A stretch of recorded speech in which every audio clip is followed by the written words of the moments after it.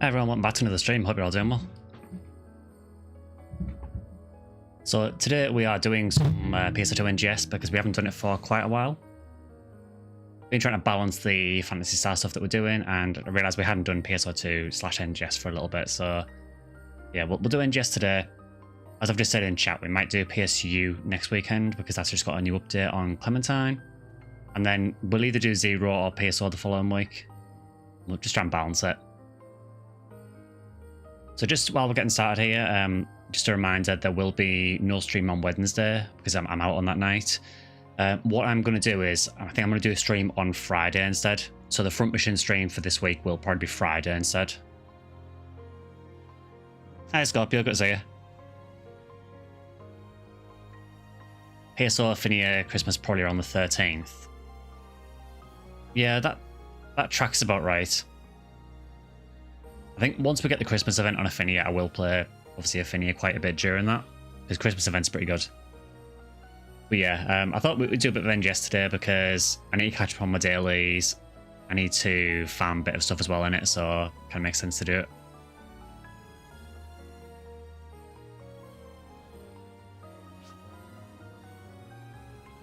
Okay, so I think first of all what we'll do is we'll get the dailies out the way first, and then after that there's a limited time quest to run. They've been running these things called relay quests that they did, I want to say it was nearly a year ago maybe. And the relay quests were basically a series of quests that would change every 2 days, and they all have kind of a theme to them. So the one we've got at the minute is one all centered around photon blasts. So basically all the monsters in the quest take basically no damage from anything apart from photon blasts. But when you kill certain enemies, they drop the blast sign that you need to get photon blasts. It's actually really funny now because now that we've got the EX styles as well, you basically spend the whole quest just spamming between photon blasts and EX styles. That's kind of the theme of this quest. Hey Raven. Pretty busy right now, but we're going to hang out here for you while I can. Oh, thanks for that.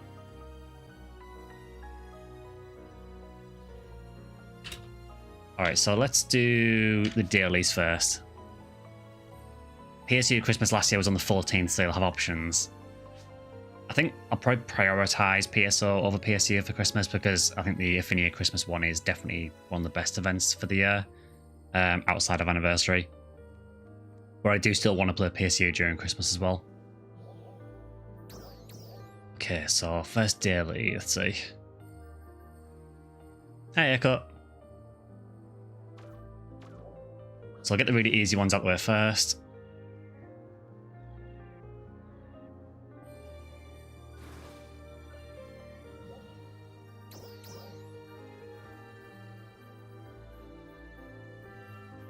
So for anyone who didn't see the NGS headline, I will have a video coming out this week for members. It'll probably go live early next week for non-members. That is going to be a video covering some of the stuff that's coming to NGS, which might be of interest to PSO1 players, because in the recent headline they did announce quite a bit of PSO stuff that's going to be in NGS. So they'd already shown off that we're getting Darthal's Loser from PSO2, but we are also getting a lot of drops from him as well, and he's going to drop some 14-star weapons that are all based on PSO weapons. So it'd be good to see those come back.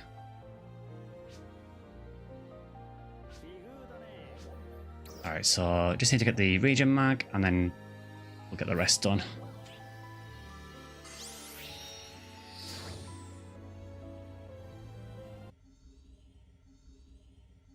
You missed PSO2 on it.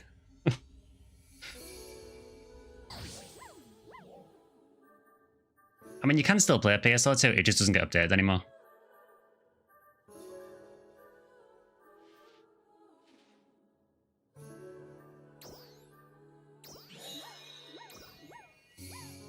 Okay, I also very quickly just need to go to my Alliance space as well. Yeah, you can still play PSO2 base game, yeah. So if you've got it on Steam, if you look on the NGS page on Steam, there is a free DLC for NGS called PSO2 Data. You download that, and then you can basically switch between PSO2 and PSO2 NGS. Hi, Mist, good to see you.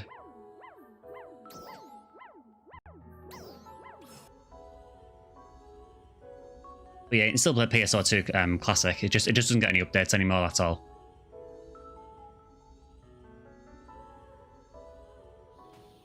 Leveling on your Rick Seal when you get back to PSO BB is so much happier playing a nice simple cast and not running into traps.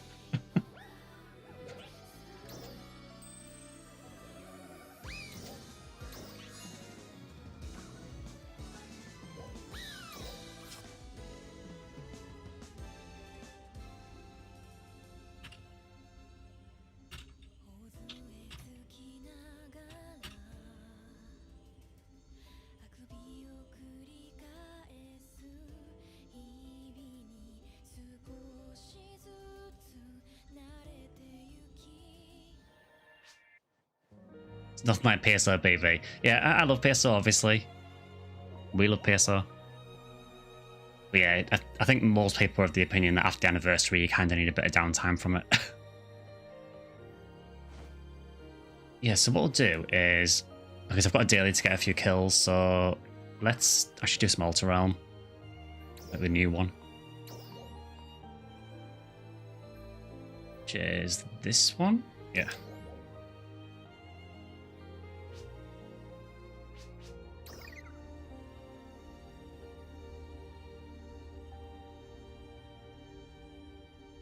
PSO, BB, and PSU really don't have anything else really needing to play. I mean, they definitely keep you entertained.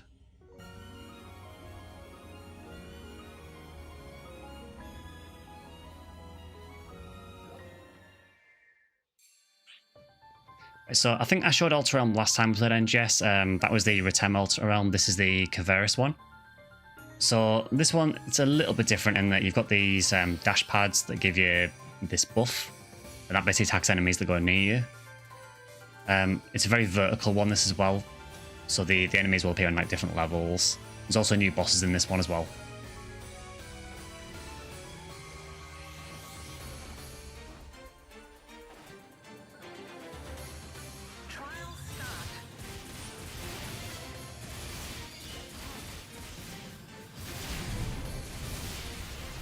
So I'm playing Bouncer because it's probably my favourite class in the game. I still kind of think it needs a bit of a buff, but I would say that.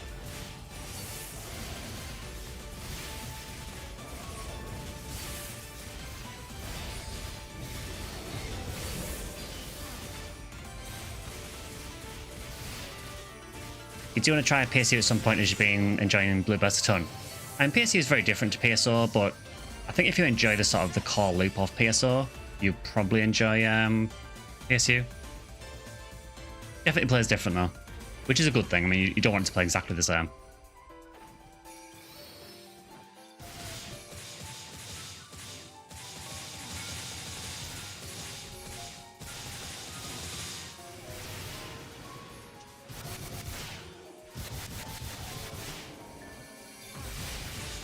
Bouncing between too many MMOs, wind up not getting anywhere in either. Yeah, I kind of feel with games like MMOs, you kind of have to pick one and just stick to it.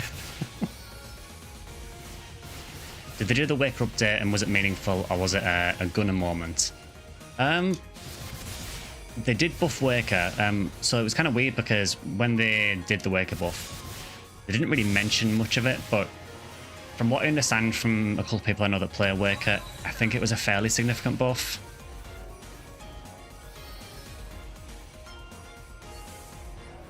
I say that because there is someone on one of the NGS Discords who has soloed everything in the game at about level 85 with a Worker, including Malignant Vial.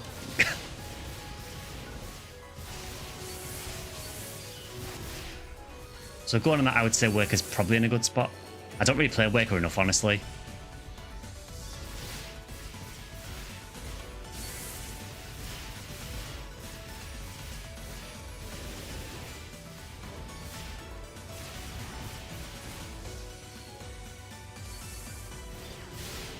Wasn't Clementine going to do a PSO2 server?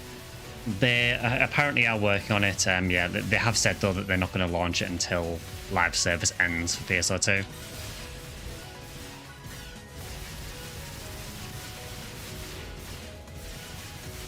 Obviously, you can probably find information on it. I can't really talk about it too much because obviously I'm an NGS creator, so sake, I probably wouldn't look too kindly on me for talking about it.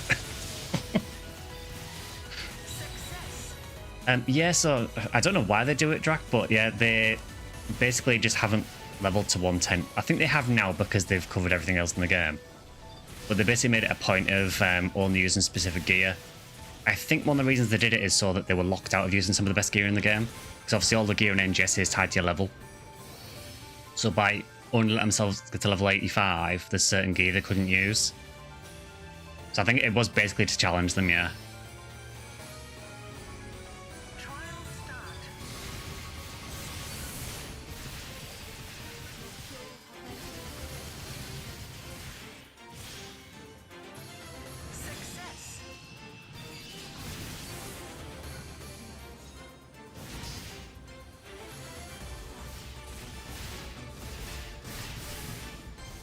I don't want it to be busted, just want it to flow in more ways.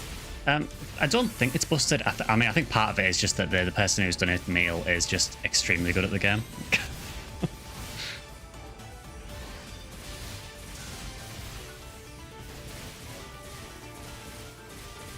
I also don't know if they play any other class. They might just play Worker, so...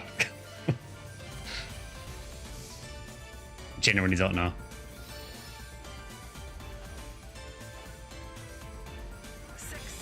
I think most of the class rebalances have been pretty decent. I mean, honestly, the last Gunner one was pretty good. Gunner is actually playable now. I think the next one is... I want to say the next one's Slayer. Which, honestly, badly needs it.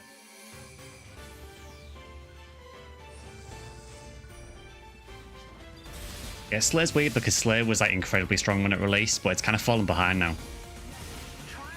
To the point where most people only use Slayer as a subclass. So it does definitely need a buff.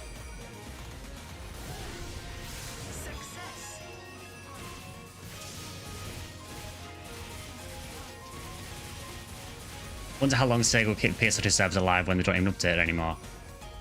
I'm not sure. I mean, obviously it's running probably on the same server architecture as NGS, so I would guess that PSO2 will keep going until NGS dies off. Yeah, I think pretty much everything is better than Slayer now. I think it's just because the other classes have had their buffs now. So they're now in a really decent place, and Slayer's kind of at the point where now it's its turn to get buffed.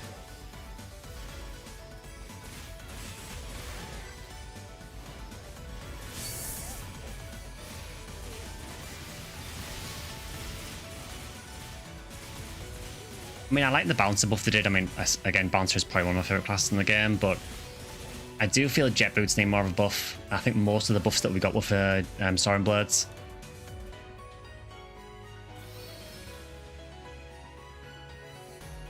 Alright, so we've got main boss time now. Who we got? Okay, we've got High Arms. This guy is actually quite scary.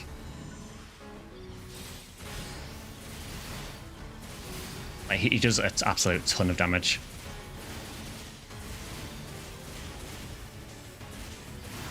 It might not look like it at the minute as well, but he does actually fight very different to normal arms.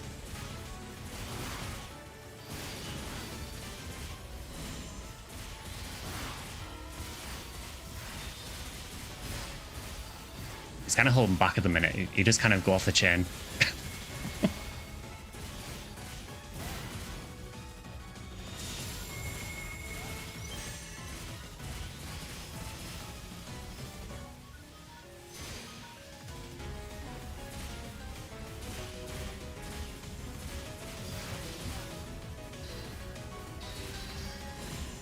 He's kind of got the same kind of core mechanics as Ams, but yeah, he has a lot more going on.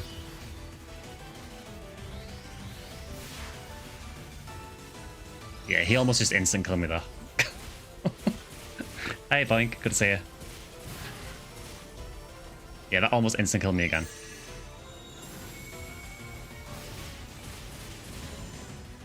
That's what I'm gonna do.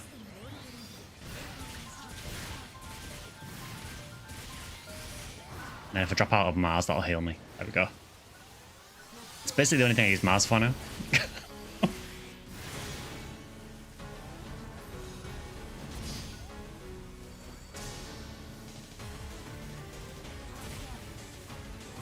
I'm just curious looking weird, chat. It is.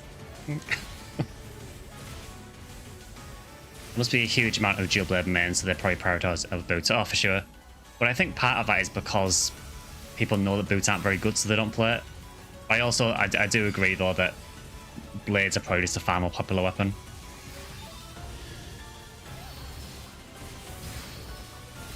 He hasn't done his big nuke yet. Kind of surprised. That's not it. Oh, okay, here we go.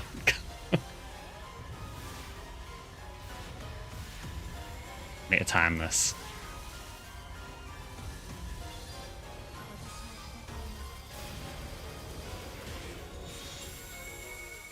Yeah, that's his nuke.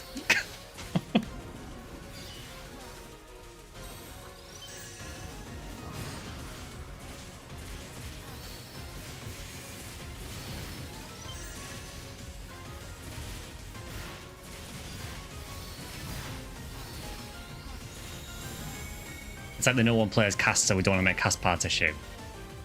Yeah, they did actually give us some more cast parts recently. Actually, some really nice ones. They were kind of Halloween themed ones, which is cool.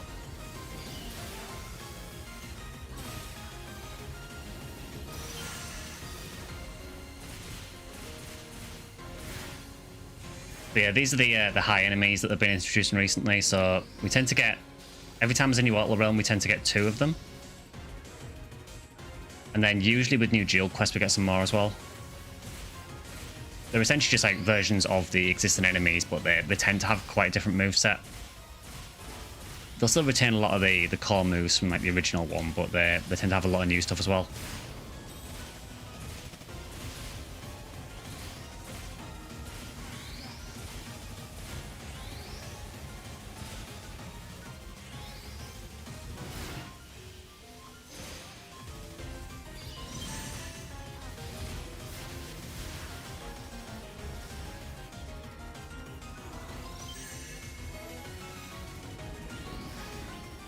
Yeah, he does a lot of attacks that kind of combo together. There's so much happening. Yeah, that is pretty much NGS in a nutshell. Yeah, it is a very, very different game. Oh, nice. I got a Magus Half Finale capsule, actually. That's actually really useful.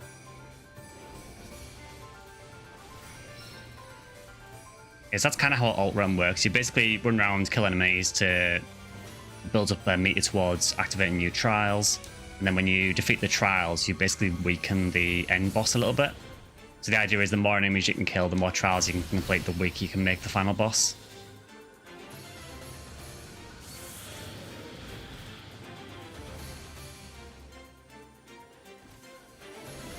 So we'll do one more rotation, I think, because I think next time we should get the other boss.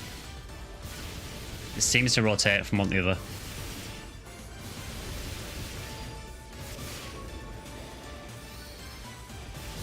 Also, I should say as well, if anyone is on NGS, I play on ship 2.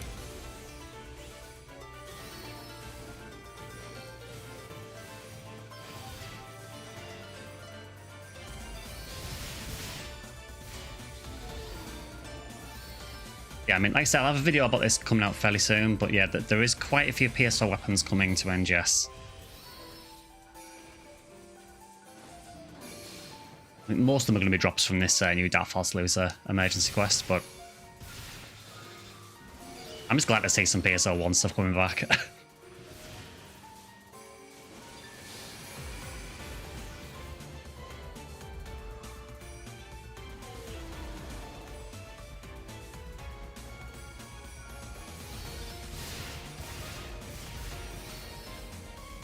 Do you play on Steam, Sky? Does it matter? I believe, I could be wrong on this, but I think the game is crossplay. I think. But yeah, I play on Steam though. I know there's no handguns in this game, but the Heaven Striker being classed as a rifle makes sense, but at the same time hurts my brain. I guess it's the nearest weapon that could make it into.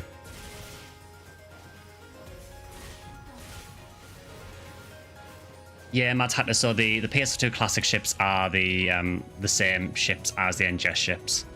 So if you're on ship 2 for PSO2, you'll be on ship 2 for NGS as well. Well, I assume so anyway. I've never actually paid much attention to the classic ships, honestly. I assume it works the same. This isn't the same character I was using for the PSO2 classic streams, though.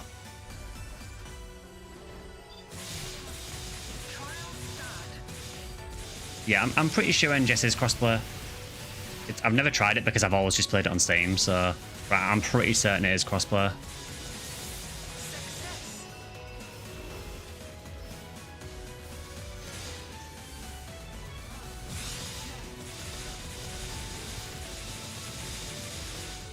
I really love the really dumb spin to win here.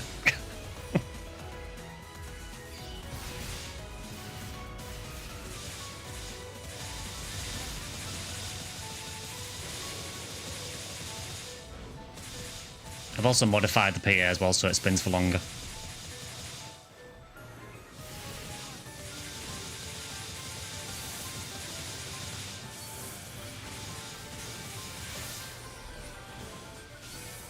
Not really a fan of there being like 100 different enemies trying to attack me while I'm trying to kill the boss.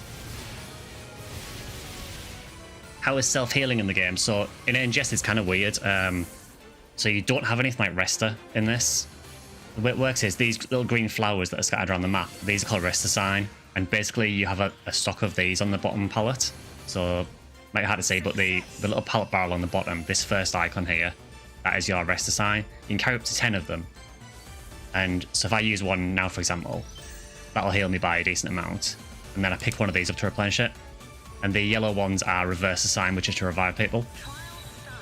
It's a really weird way of doing it. I don't really know why they changed it so much, but that's how it is in NGS.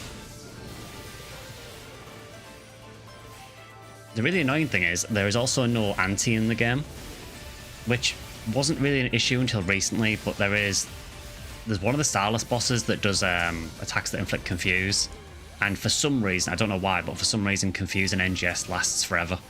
It takes ages to wear off, and there's no way of getting rid of it. So you just have to kind of run around with the directions all reversed for what seems like an eternity. I guess the other option is just get good and don't get hit. No, so in PSO2 Classic you have Resta. They totally change it for NGS.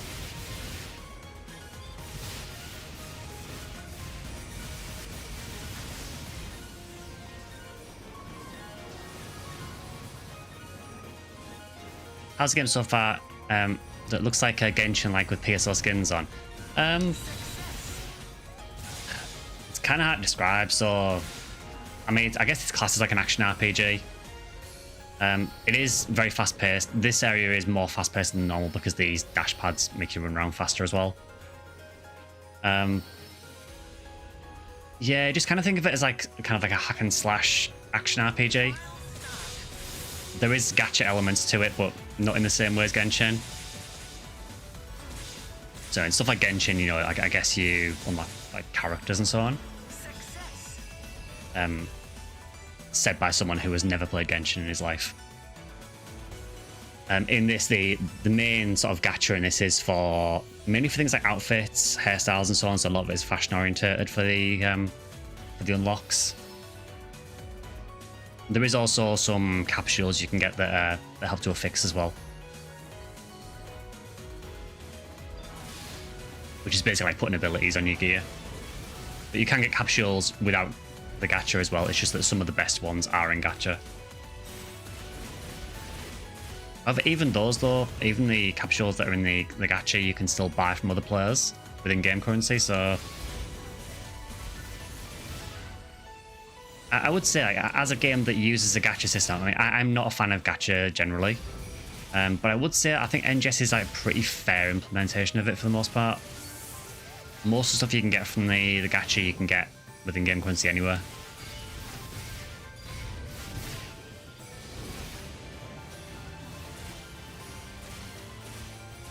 Yeah, honestly, I don't mind NGS. I always say this, it's never going to be one of my favourite Phantasy Star games. I think it's an interesting experiment, and I like some of the stuff it does. I don't like some of the stuff it does. I think it's never going to be troubling like PSO or Phantasy Star 4 for my favourite Phantasy Star game. but I think it's decent enough. I mean, there was a survey done by Sega recently where they asked you to kind of rate NGS to, I guess, to give them a rough idea of what the player perception is. And I think on that, I think I gave it a 6 out of 10.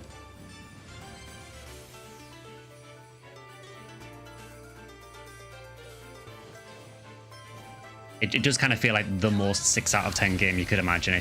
It's fine.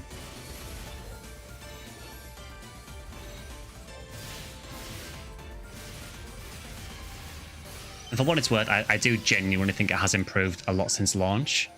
But then you could also say, well, it should have done because we're now nearly 5 years in.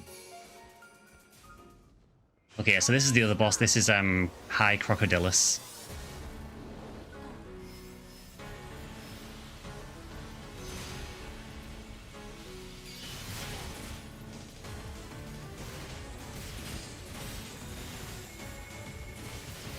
Large damage numbers made it look weird. I think you can adjust the size of the damage numbers. So for me, what I've done is I have my damage numbers as the larger ones, so I can keep a track of how much damage I'm doing. Other players' damage numbers I shrink down a lot and make them less visible. So if you see any really small numbers, that's probably other players. Remember the launch having nothing to do? Yeah, you are not wrong. Launch for NGS, I think the devs are going to acknowledge this, that really, honestly, it wasn't ready for launch at launch. There wasn't anything.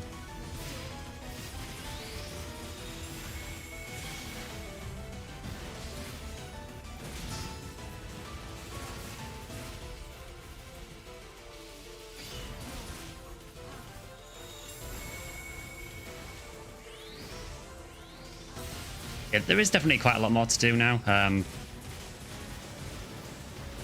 I know a lot of people do want us to like leave the planet and so on, and I get that. I do genuinely feel it is in a better place now, but I do still feel the devs could do more. You can tell that boss's hide's got the munchies. It has.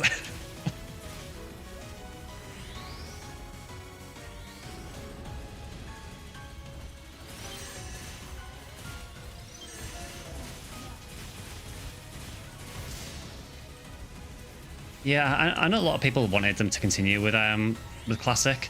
I think one of the issues with that is, where would you go with the story for Classic? Because after episode 6, I don't know what else you could really do.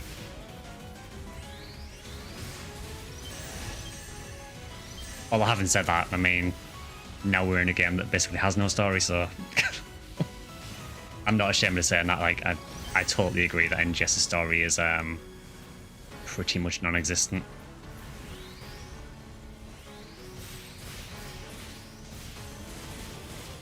It's a real shame because what is there is okay.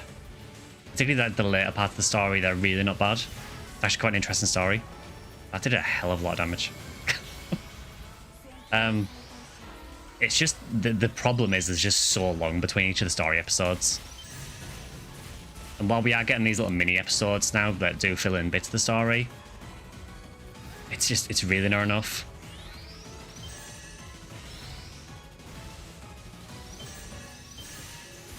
I'm pretty sure the next main one isn't until about February, so yeah.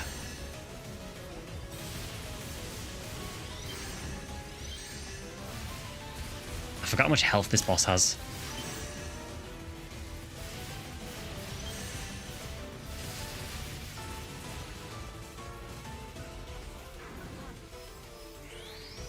Only problem I have then just the story. Get the people who did Phantasy Star 4 on it.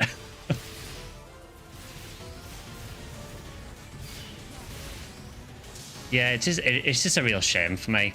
Like, the last main chapter of story, like Knockout on the Side, the mini episodes, the last chapter was genuinely good. And then there's just been nothing for months, and it's like, well, by the time we get another one, we're going to have forgotten what's happened. I think it's just really apparent that story is not a priority for the NGS team, and it's a real shame, honestly, from a franchise that's kind of built around having a really interesting story.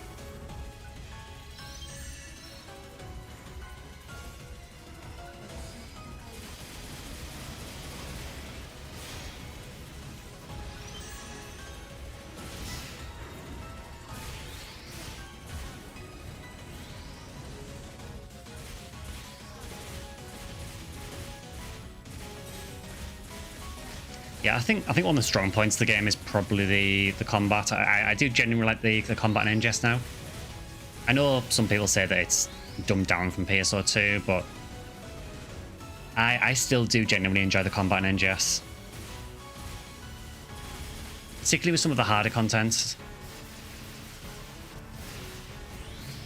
which they have been focusing on a bit more recently as well.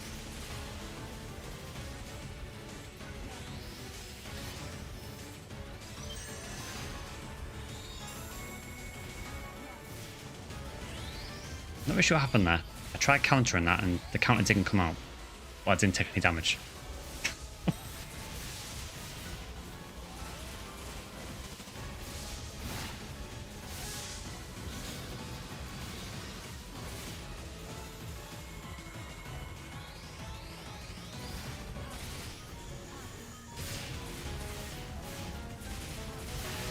Could produce different raid IDs and endgame content, yeah. I mean, it's been interesting. They've been kind of tapping into some of the PSO2 stuff for sure. Obviously, with Dark Loser, that's going to be a pretty big one. That's not going to be story related. That is literally just to commemorate the PSO franchise 25th anniversary. Still find it kind of weird they picked a PSO2 boss for it, but I guess it is still part of the Phantasy Star Online franchise.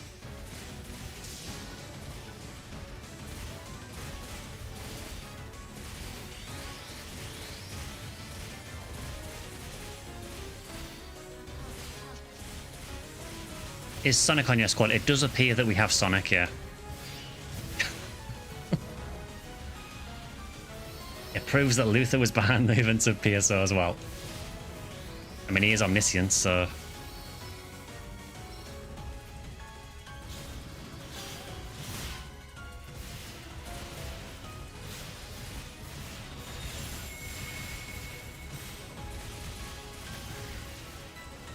Yeah, I timed that horribly.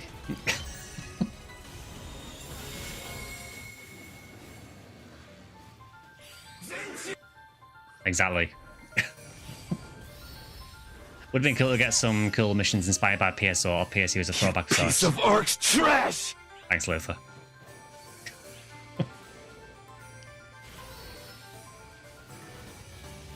Yeah, Echo, I was really expecting a PSO boss. Honestly, I was expecting Olga Floor. I'm really surprised we didn't get Olga Floor. I mean, I guess Luther is very Olga Floor coded. You know, if you've done that fight in PSO2 Classic, you know that there are definitely callbacks to Olga Floor in it. And it seems like there's even more in the NGS version that we're getting.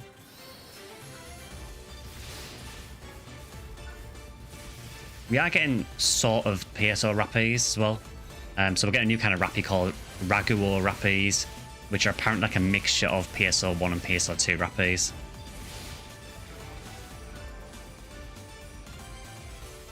So we're getting those as well, apparently. But yeah, if you like PSO weapons, we are getting a ton of them in the like the winter update.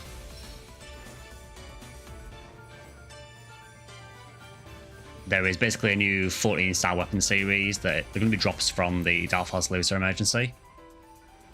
They've only shown a few of them off on the headline. I'm going to assume there's going to be one weapon for every weapon type. But they've only shown a few off so far. So they showed, I know the sword is Dark Floor. The dagger it's one from Blue Burst called Zero Divide. The rifle is Heaven Striker. What the other two they showed?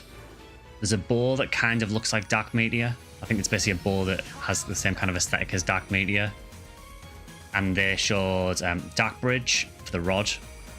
And then the jet boots are Heart of Poom, which was a really interesting choice to make them jet boots. But I can totally see it working.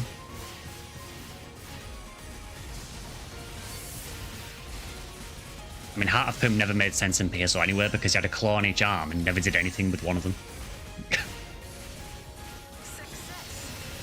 Yeah, Dark Bridge looks a bit weird. To be honest, I think the proportions on some of the weapons are a little bit odd. I think the Heaven Striker looks a little bit strange as well. It's obviously because it's a new model, because obviously they're not going to use the PSO1 models. But yeah, I kind of felt the same about Dark Bridge. It looks a little bit off. I'm still happy to see it back though. We're also getting, there's a weapon camo for Spread Needle, a weapon camo for Lavis Cannon. What are the others? He has 9,000. There's quite a few.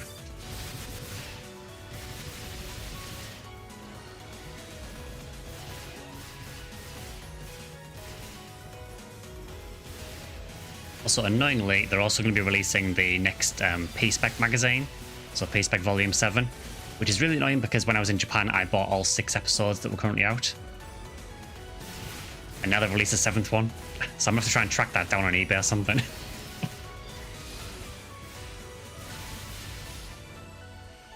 Or you can already get the Fire In soundtrack with the Yaz, because there's already Yaz 2000 camo for Gunner, so...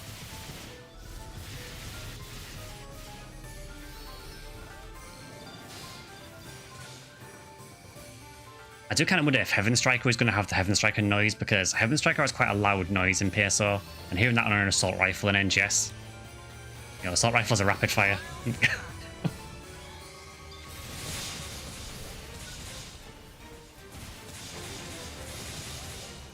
What I might do after we've done this, we'll do this run of Alt Realm, we'll fight the next boss, and then we'll probably switch over to the LTQ. I might change character after this and maybe do a bit of Gunner.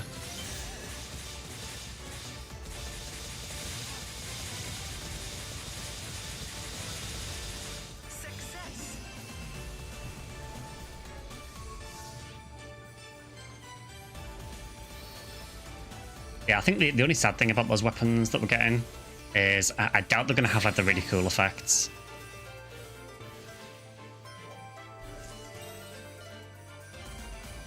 So by that I mean, I very much doubt that Heaven Striker is going to have Divine Punishment. I very much doubt that Dark Claw is going to fight Energy Waves, but maybe they'll surprise us.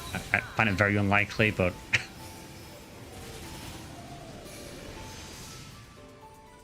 That boss died before I even got that move off.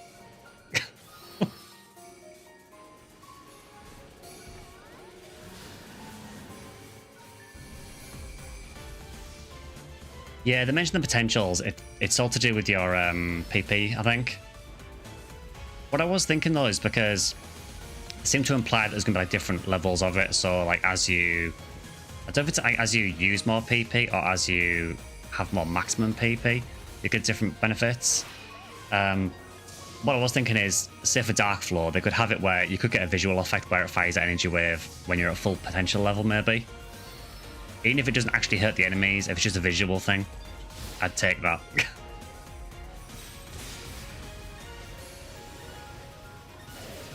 That's the real travesty, is that we didn't get Sealed J Sword.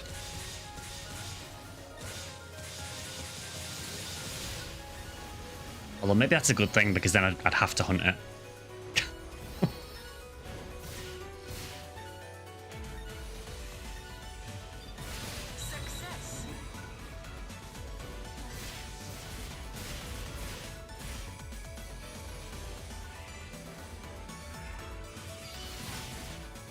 What if SGS is a wired lance?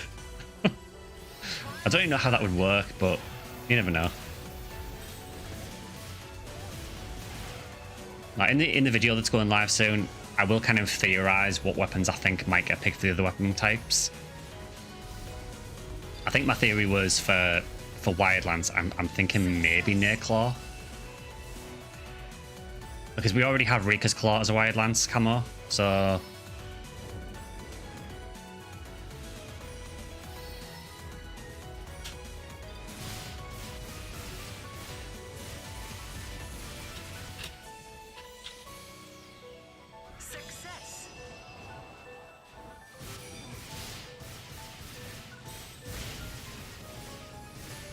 The really difficult one is when you get to classes like Slayer or Worker. Like, I was really struggling to think of PSO weapons that could fit those classes.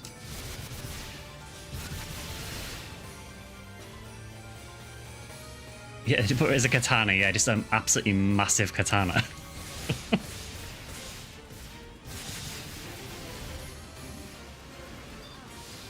think Evil Curse for Worker.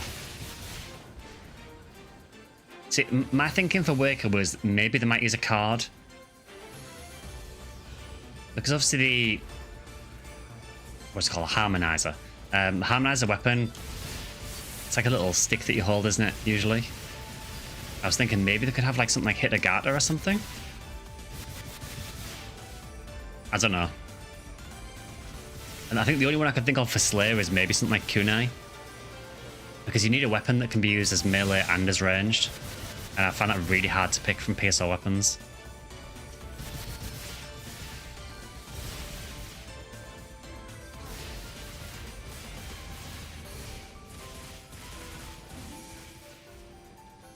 I've just realised everyone's fighting a boss and I'm not. Galwind Harmonizer. So the only issue I've got is that the weapons they've shown so far, I don't think have any weapon camos in either PSO2 or NGS. I could be wrong because I'm not totally familiar with what has camos in PSO2. So I was trying to pick weapons that don't have a weapon camo already. And I know there is a Galwind camo.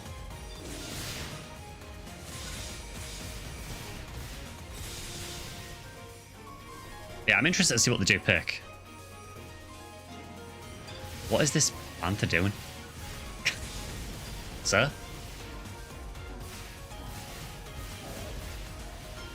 I'm guessing someone's got the hit on it and then just ran to the other side of the map.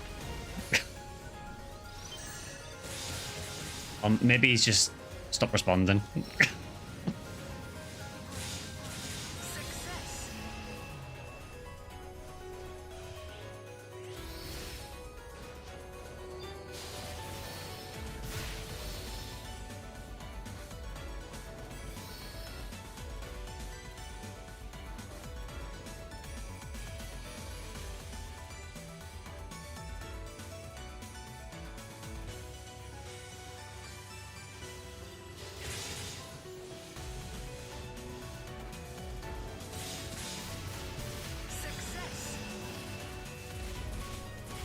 Where is the boss?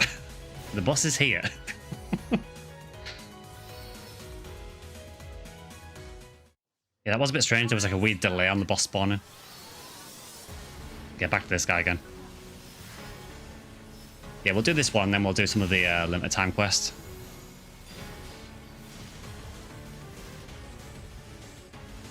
I do like the relay quest they've been doing for the limited time quest. I wish they would do it more often. Because they are very different quests, and because they rotate every 2 days, it always kind of feels fresh. The only thing I don't like about them is that some of them are solo quests, and I'm not really a big fan of the solo quests.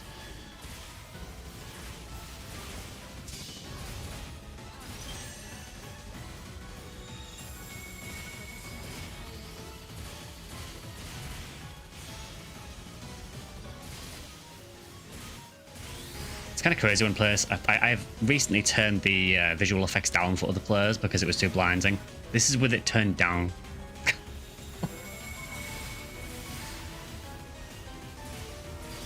I'm not really sure what Sega's definition of turning the effects down is, but...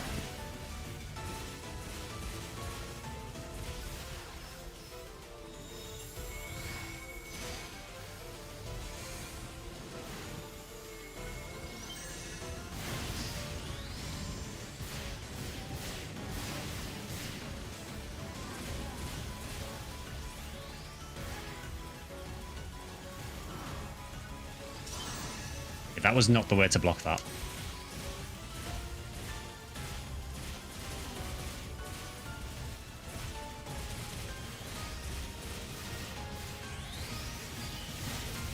Yeah, honestly, I'm quite excited to fight Luther again because I think when I did play PSO2 Classic, Luther was always one of my favourite bosses. I really, really like the Dark Force Luther fight, so I'm looking forward to doing it again. It did also confirm as well on the headline that he will have the voice lines.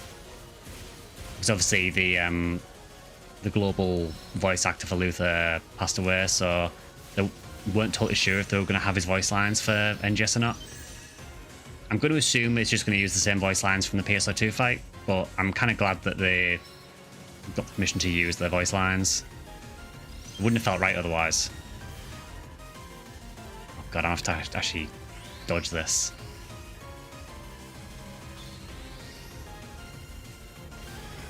I did not dodge it.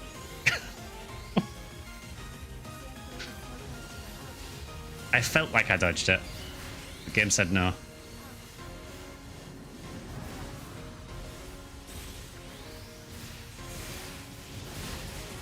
I'd like to point out that that instant killed me with a skill that increases my HP.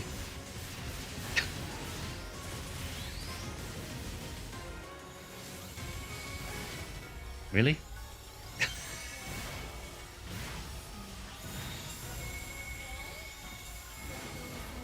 Yeah, this is high AMS.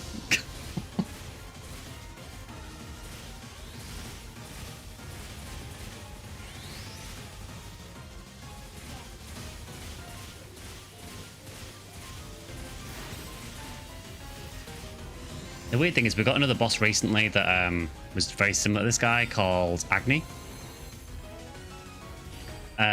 So when they announced that we were going to get a version of him in this quest, everyone thought, right, we're going to get Agni because you've just added him as a boss of the game. No, we got another version of AMS.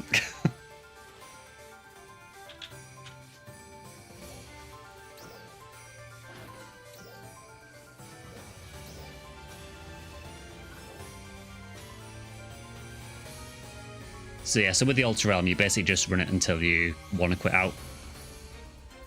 Agni of Fire Scepter Fame, exactly.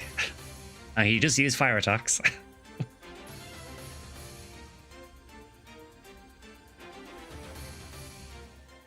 Can't wait until we get Dagon and Indra.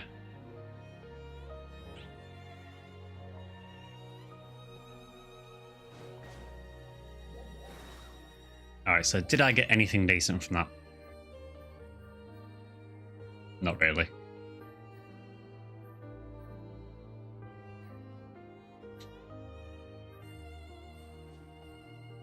No, they're all kind of trash.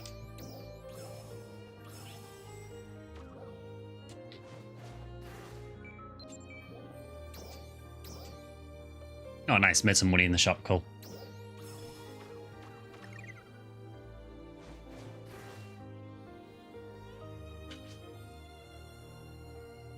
When are we getting a Paku Paku boss fight? Alright, let's do some LTQ.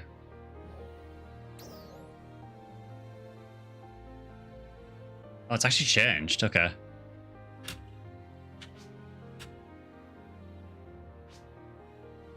So it's a 2-player LTQ, this one.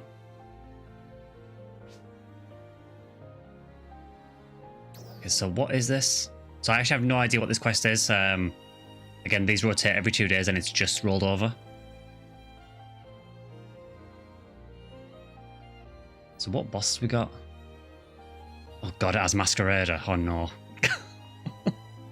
Okay.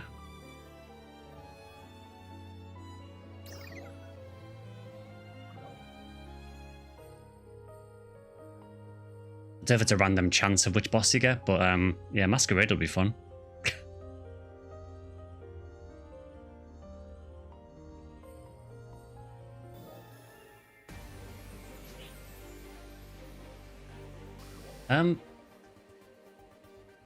Is that looks bigger than normal?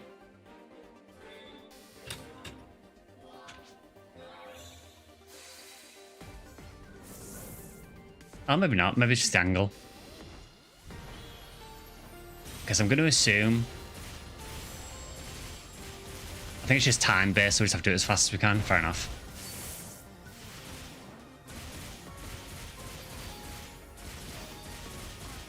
So I'm going to assume it's a few rooms and there's a boss in each room.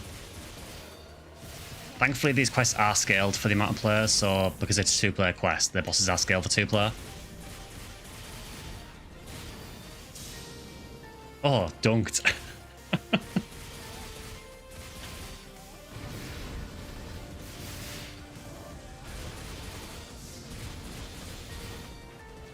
Hey, Skylight. It wouldn't be a day ending a Y if I got here on time. Good to see you, but...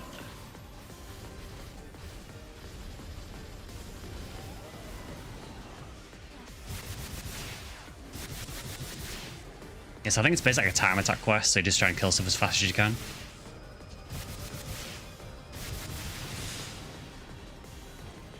Okay, we've got one of these guys, okay. Yeah, so these Spar-Style enemies, the big red robots, you want to try and drag them near the other enemies. Because when they explode, they do like hundreds of thousands of damage. So you try and basically lure them to other enemies.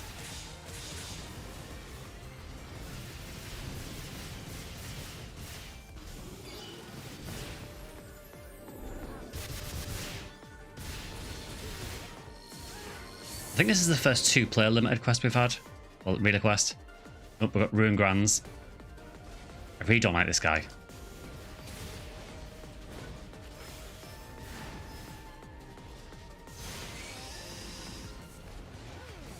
Somehow managed to hit everything with that one skill, which I'll take.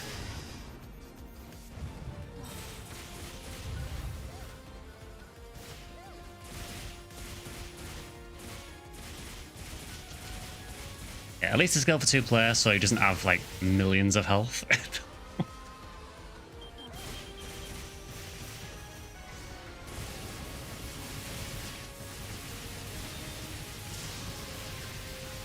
Yeah, we'll just stop him from doing that.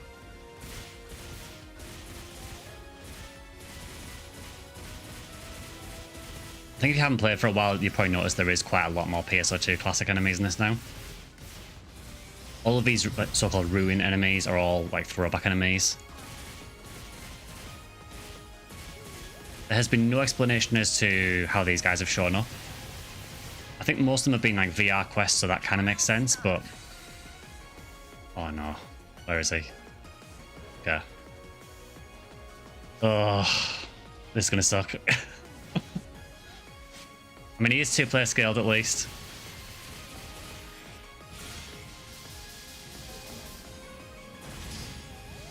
It kind of depends what version of Masquerader it is. Like, if it's an early one, it's not too bad. But if he's got the same moveset as the later Masquerader, it's not going to be pretty. It seems relatively chill so far.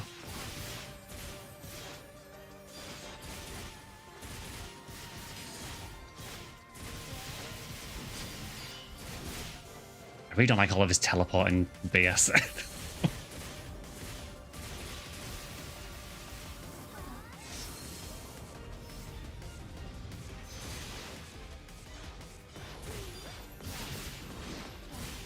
Yeah, this feels like an earlier Masquerader, I think. Which is a good thing.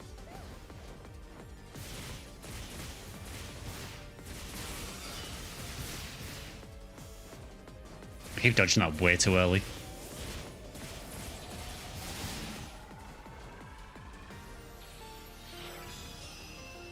Okay, we got quite lucky there.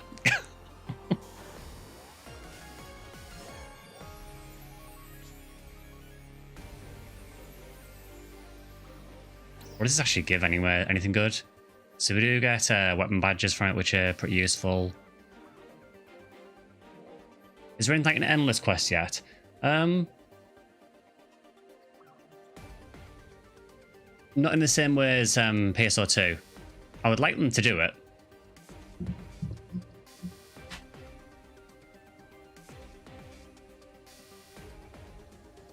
Yeah, there's nothing exactly the same yet, unfortunately. Okay, so we do get progress grinders. These, by the way, if you are playing NGS, hold on to these progress grinders and do not use them on anything. Because there is going to be an upgrade to some of the legend weapons. So the Legendios and Leyend weapons. And they are going to require 3,000 progress grinders to upgrade. So hold on to them.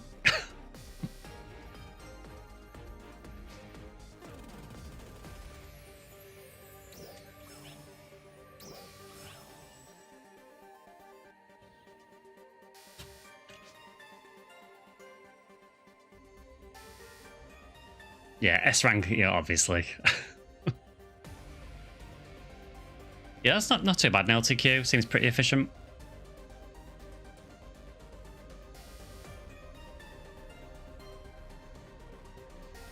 And again, because it rotates every 2 days, it doesn't really get too old. Like, by the time you're getting sick of the previous one, it rolls over.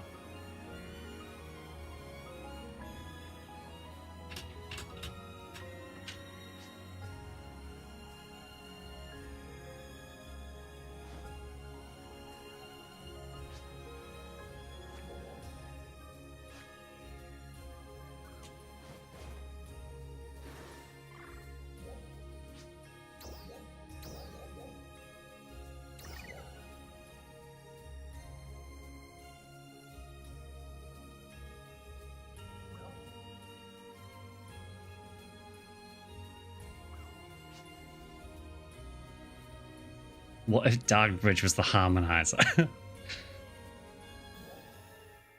Camera for stop and casting.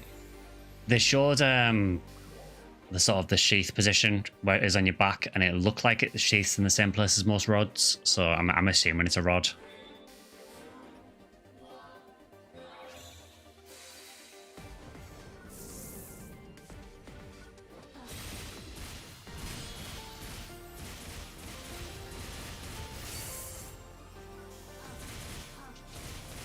Yeah, this boss is normally a real pain because he normally has tons of health. But I think because he's 2-player scaled and this is a lot more manageable. This guy normally only spawns whenever there's a Crimson Realm event on. Hiya, Passion Flame, good to see you.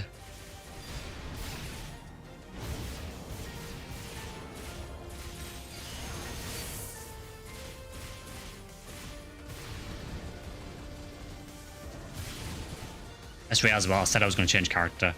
After this run, I will change character.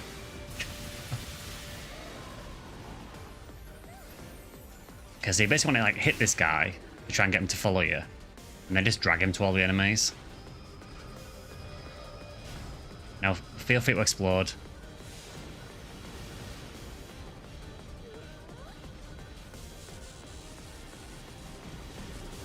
Go on, you know you want to explode. Go on. That kind of worked.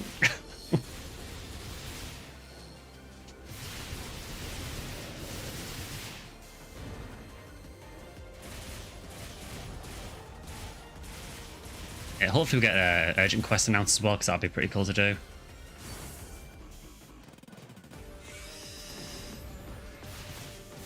Although at the minute the urgent quests that run at the moment are not the best ones. I think the one that most people run at the minute is the Caveris one, where you fight as a Zepheto. They got a new rank of that recently, so I think most people are doing that. Can you stop interrupting me?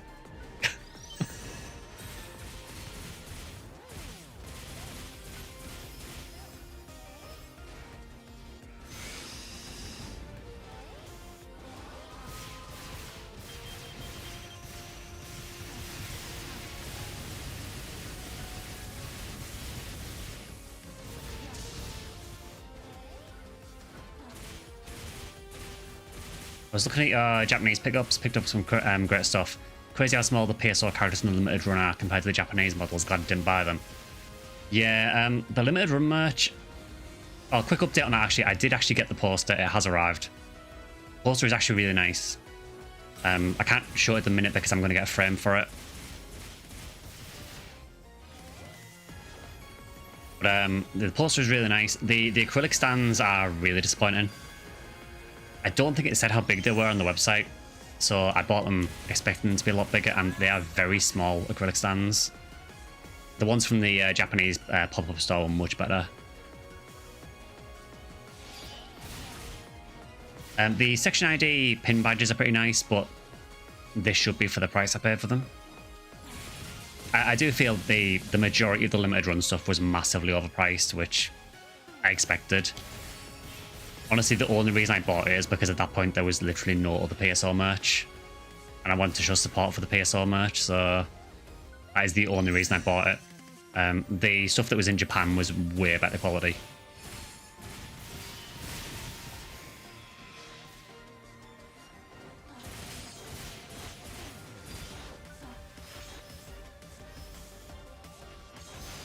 Also, one of the acrylic stands that I bought was broken on arrival. I don't know whose fault it was though, because the box and everything that it came in was absolutely fine. It was only when I opened it, the tab that connects the acrylic stand to the base was a bit snapped. I've managed to fix it, so it's fine, but it was not great. I will say that limited run really need to improve the packaging when they're posting stuff, because mine was packed terribly. And when I opened the box for it, the only packing they'd used, there was a little bit of crate paper around the box for the pin badges, and that was about it. So there's no wonder stuff's been damaged. I mean, you can't really see it, but the pin badges that I've got in the cabinet behind me, the box that they came in, like the rare drop box, that is actually damaged as well. There is actually a big dent in the back of it. But I've managed to sort of smooth the dent out on it, and it's on a part that you can't see when it's displayed, so I'm not happy about it, but yeah, needless to say, I will not be using limited run again. I mean, I knew they were terrible reputation, you know. They seem to mess up pretty much everything they've done, so I wasn't expecting anything to be good.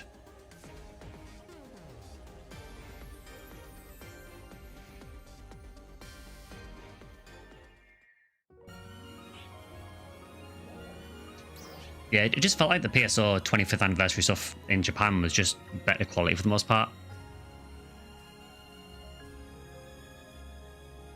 Even to the point of like with the acrylic stands, when you hold one of the limited run ones up to the light and look through the clear part of it, you can see there's like a lot of little tiny like micro scratches, which is really odd because they were all covered in like a plastic film to protect them. But the actual acrylic itself has lots of little tiny micro scratches on it. Can't really notice it when they're on display, but if you hold them up to the light, you can see it. The ones from Japan don't have that. So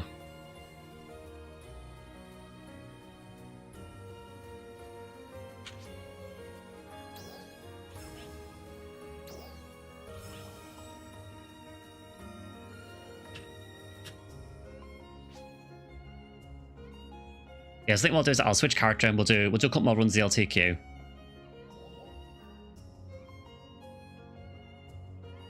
Yeah, the OG posters from many of the Japanese PSO releases say good on that front. Oh, nice one. Yeah, missed. I mean, the PSO t-shirt you might have seen me wear before. I got that from Etsy.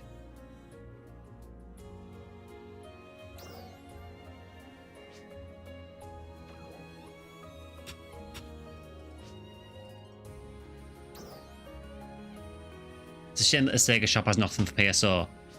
To be fair, Echo, even when I was in Japan, I mentioned this before, but I went to the Sega store in Shibuya. There was not anything for Phantasy Star in there at all. Well, kind of. There was a gacha machine where you could get little keychains that had Mega Drive artworks on them, and one of them was a Phantasy Star 4, which I didn't pull, which was annoying. That was the only Phantasy Star merch in the entire Sega store.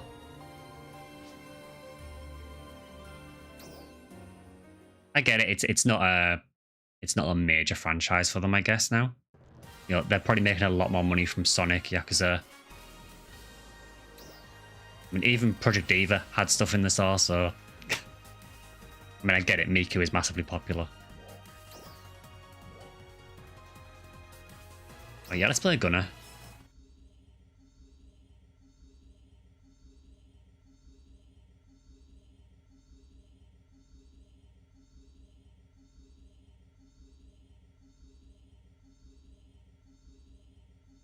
Sounds like the usual quality and service issues from Limited Run. Probably better off picking up stuff from Etsy. Yeah, again, the only reason I bought the Limited Run stuff was because it's not often you get new PSO merch available. And at that point as well, they hadn't announced the pop-up shops for Japan as well, so I didn't know that I was going to be there when a pop-up shop was on.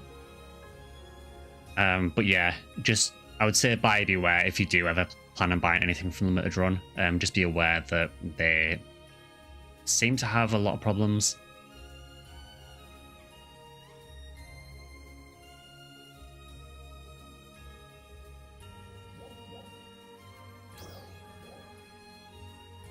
Okay, so he's in Kavaris 2.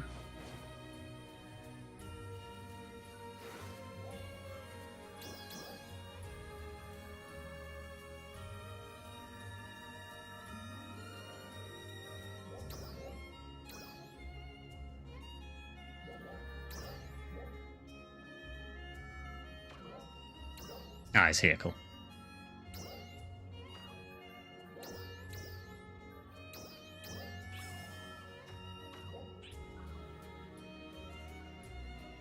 Yeah, just be careful if you do get anything from them. I mean, for me, I pretty much wouldn't buy anything from them again if that's the kind of service they provide.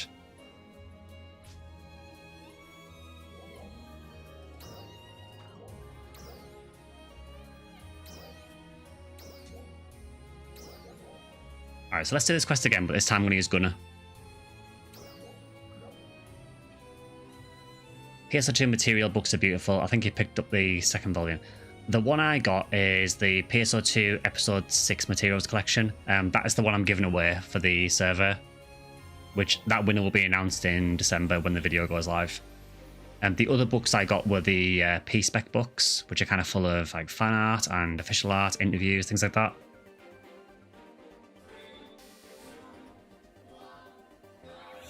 Alright, yeah, so let's do Gunner this time.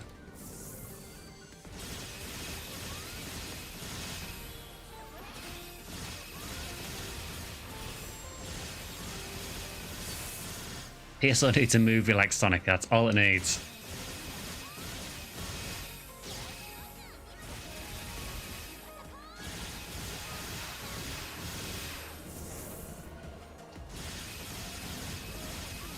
Players thinks this guy's gonna be dead by the time I get Chain. Yeah.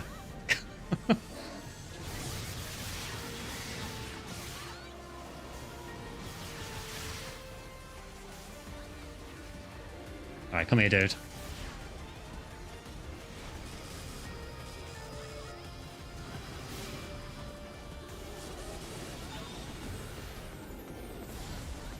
That wasn't too bad. As long as Keanu Reeves' voices are recast, I'm all for it.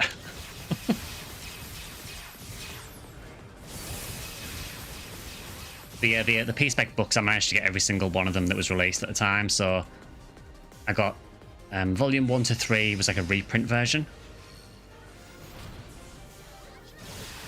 Which is the one with like the really sparkly cover. It's a really, really nice book. And then I also got volumes 4, 5, and 6 as well.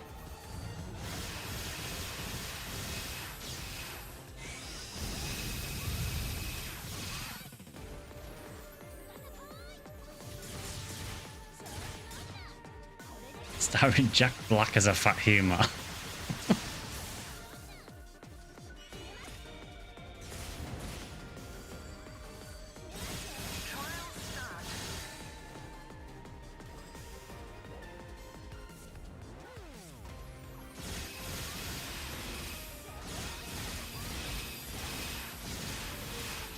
Yes, I don't know if this was on Gunner when you last played, Jack, but there's a thing now where if you do the roll, if you successfully evade an attack by doing it, you build chain.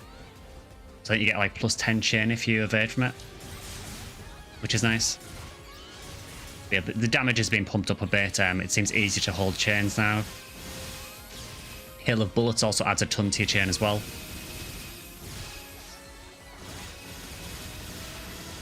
It does feel a lot better. I still don't feel like it's one of the strongest classes, but it feels a lot more playable now at least.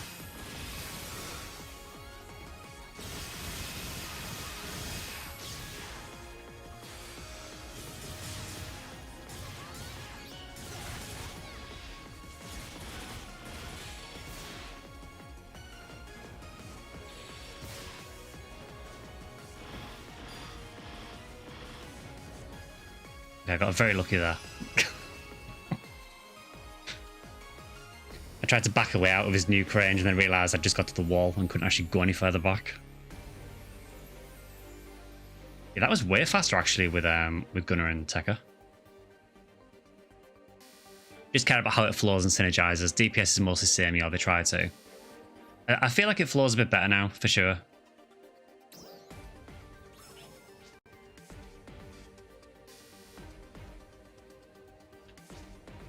Oh, my friend's not playing Tekka. He's playing a fighter. Fair enough.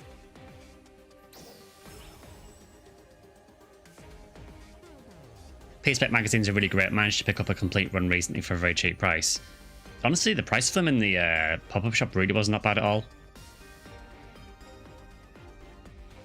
But yeah, they're really nice. There's loads of good art in them and everything.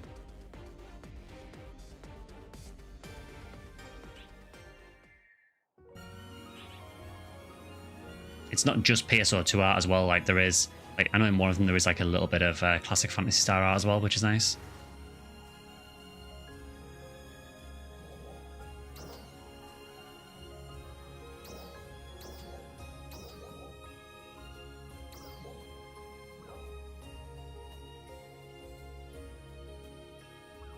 One thing I do want to get is there is a a book for the classic Fantasy Stars. I can't remember what it's called now. It's one that has like a dark blue cover.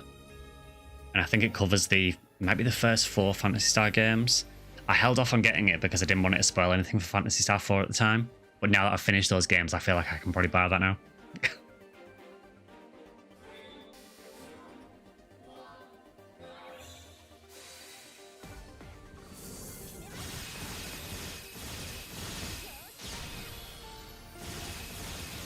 Do it. I mean, I need no excuse to try and buy Fantasy Star stuff now.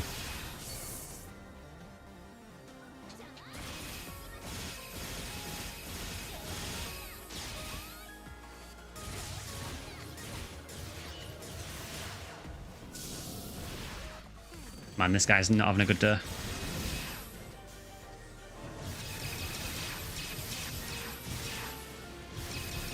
Honestly, as well with Gunner, you can build chains super fast, particularly in areas that have a lot of enemies like this. Just using like this PA, you can build chain pretty much instantly.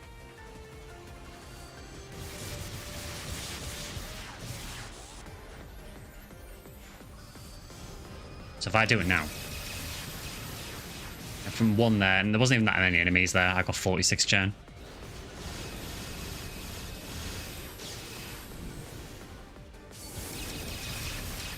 There you go, from 75 to 150 in 1 PA.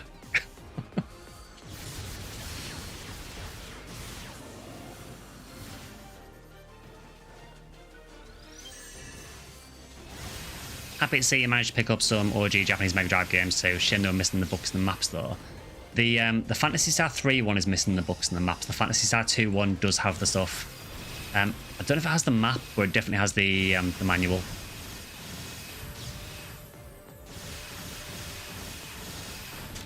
So I wanted Phantasy Star 4, but I could not find it anywhere.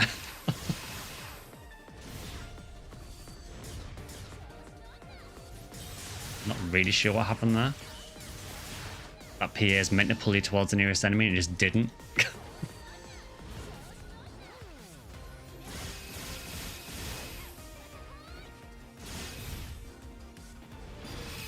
It's like random enemy here is really annoying me.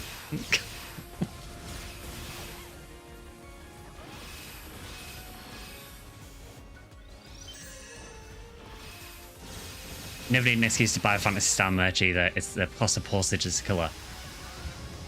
The annoying thing is, I don't know where you're based 8-bit, but in the UK,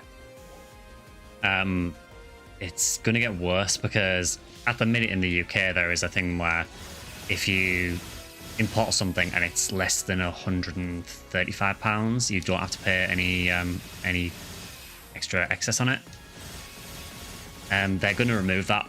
So everything you import is now going to have extra charges attached to it, which is going to be fun.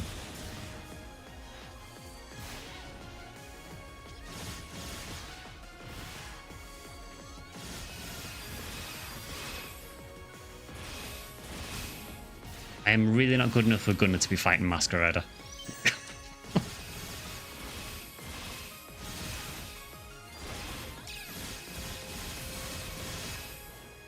I think they're doing it because I think companies like Temu and is it Shine or Shin or whatever it's called, they're basically flooding the UK with loads of parcels. So they're trying to stop that by adding like import fees to stuff like that. But obviously it's also having a knock-on effect in like anything else you import as well. So that is going to suck.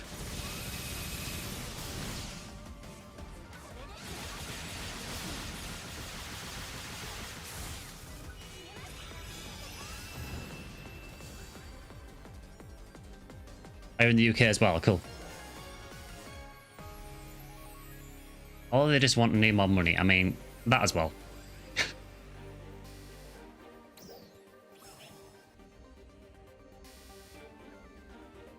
Oh yeah, it's been terrible, but yeah.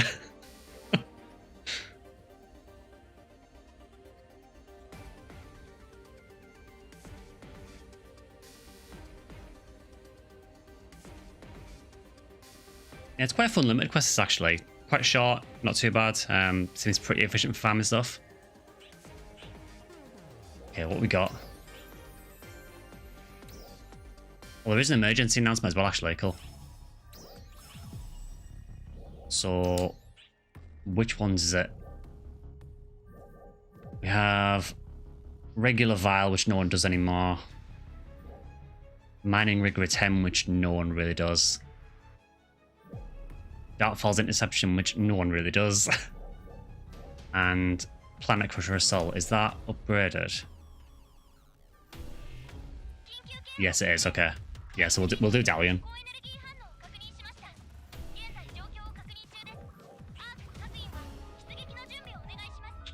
Yeah, so we've got about a quarter of an hour until the urgent quest, so I guess we can do a couple more limited quest runs. Then we'll do Darkfall's Dalian.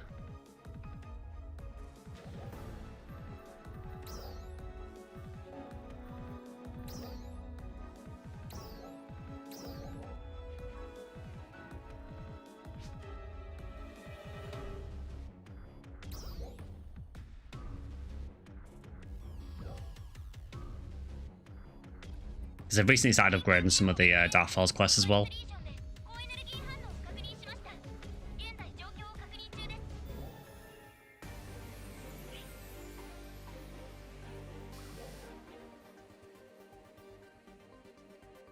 I think before we get the Luther update, I might have to change the language back to English on this, just so I can hear the Luther via.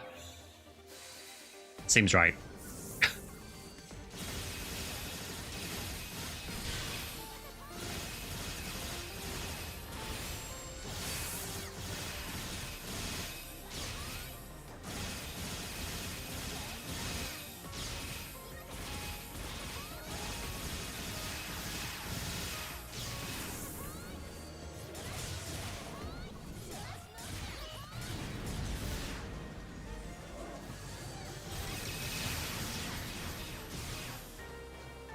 Yeah, I do quite enjoy Gunner now.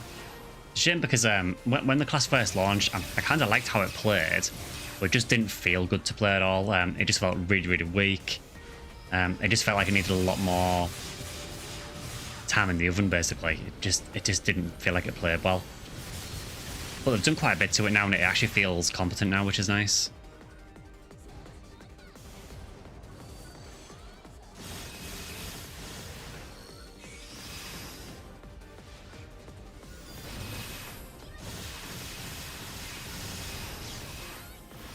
I think I've always liked the mobility of Gunner as well.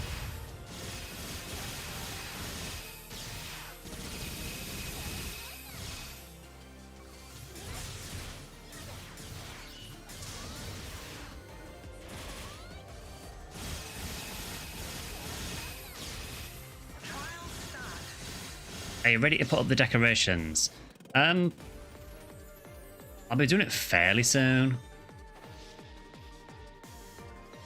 So my birthday is like December the 10th anyway, so I usually tend to wait until a little bit after my birthday, like maybe a couple of days after. But I do have like a little mini Christmas tree that I'll probably put up in the background for you.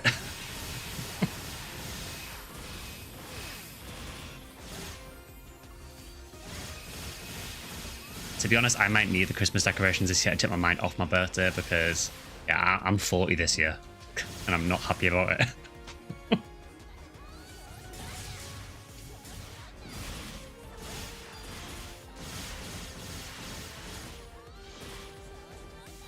So if I can distract myself with Christmas stuff, I'm more than happy to.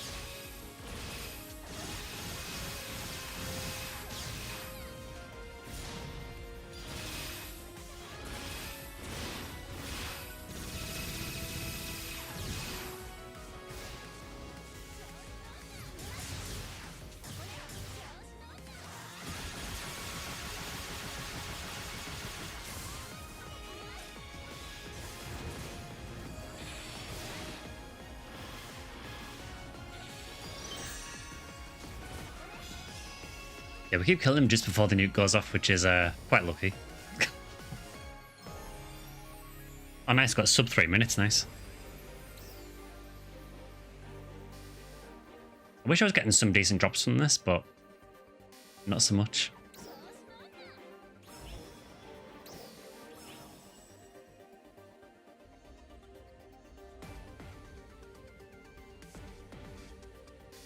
I'm 39 now, and I'm holding on to 39 as long as I can. How are you older than me?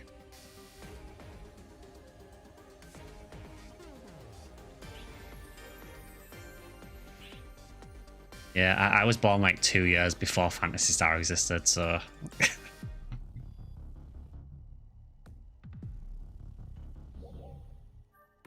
I think we've got time to do another couple, maybe.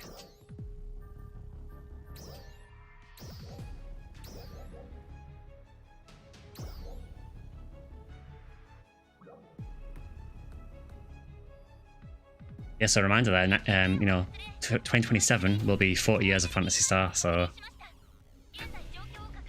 If we get nothing at the Game Awards, then that's our next copium date.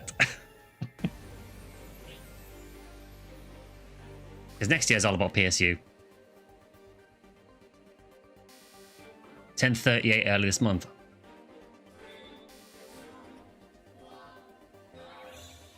To be fair, I think quite a lot of my viewers tend to be, from the analytics I've seen, I think a lot of my viewers tend to be sort of in the 30 to 40 range anyway. Which, you know, kind of makes sense if you think about it.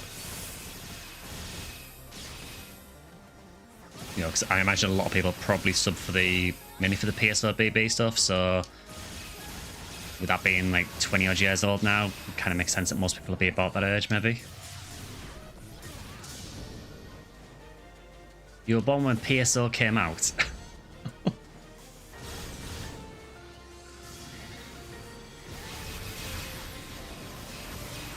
What, so 2000?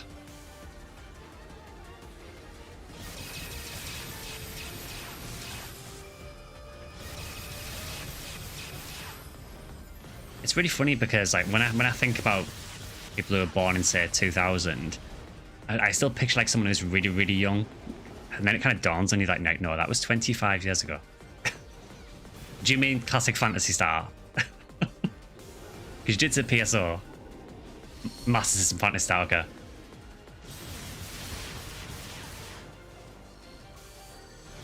You should have just gone along with it and said, yeah, PSO.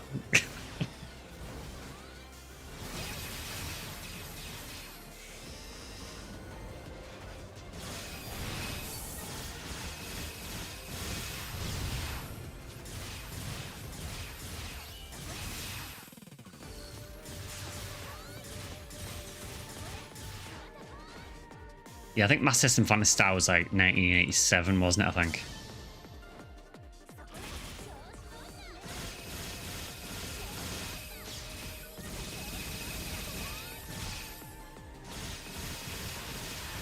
I mean, if you're saying you're old, yeah, I'm older, so...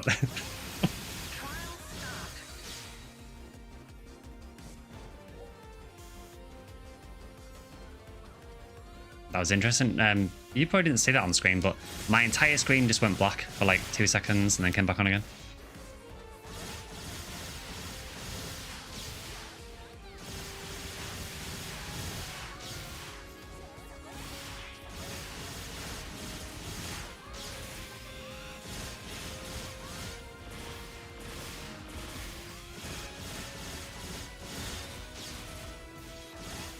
Okay, now it has just gone off, so now I'm actually using my OBS preview to play the game.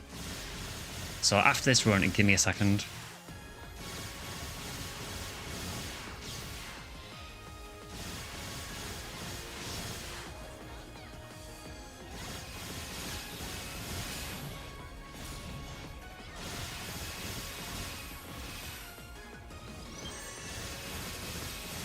I can sort of see what I'm doing on the OBS preview, but it's not ideal with my monitor being off.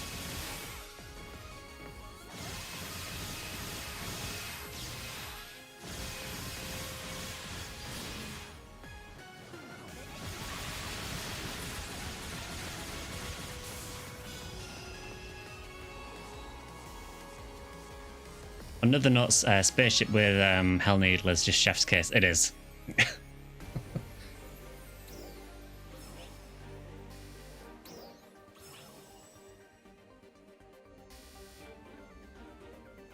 Oh yeah, so just give me a second, guys, because I just need to try and sort this out with my monitor quickly. So I'll be right back.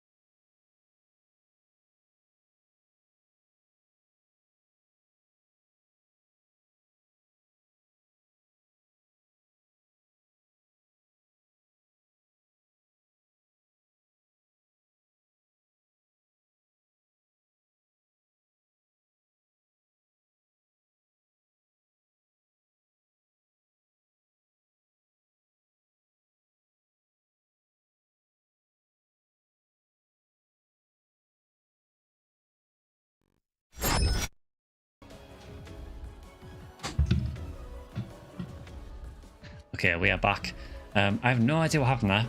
For some reason, the monitor just went completely off and just kind of went to standby, but wouldn't wake up again. It's back on again now, but we'll see what happens. I have been having a few PC issues lately, so...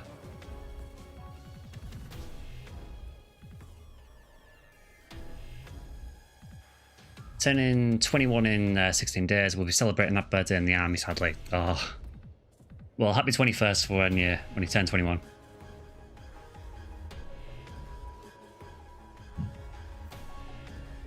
Yeah, the urgent quest is about to start anyway, so we'll try doing that and we'll see if the monitor goes off again.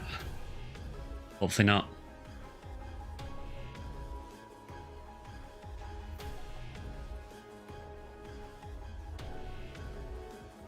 Yeah, I had a nightmare with my PC yesterday. I was trying to render a video out, and every time I tried rendering, PC just restarted. But it wasn't overheating or anything, so... I changed a few settings in my rendering software, and it seems to have fixed it, but I don't exactly know what was causing it. So yeah, I'll have to keep an eye on this. If it keeps doing it, we might have to look into what's going on with it.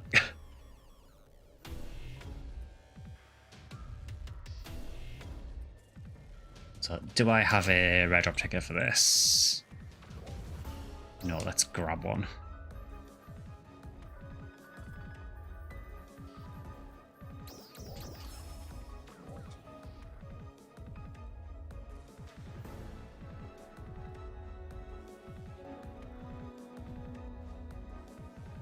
But yeah, I missed. I did a bit of the spaceship quest earlier. It seems really good for hunting pretty much anything in spaceship. Like the mob counts in it are ridiculous. The downside is my ranger that I would use is purple num, and purple num spaceship kind of stinks.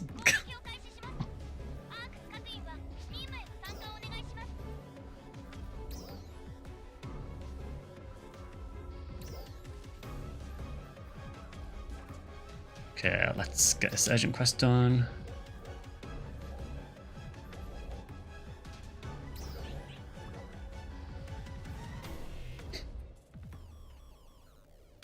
Your young sister, mate. I was 19 when the first Phantasy Star game was released here in the UK in 1988.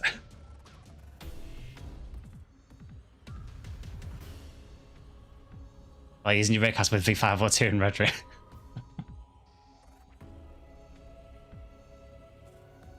Yeah, I'd love to do it with my range, but it's just purple on spaceship is kind of terrible. To be fair, almost every ID sucks in spaceship.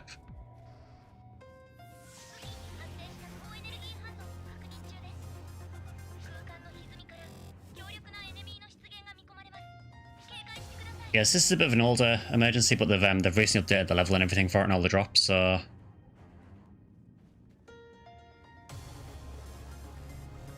I don't know if I've ever done this quest with Gunner.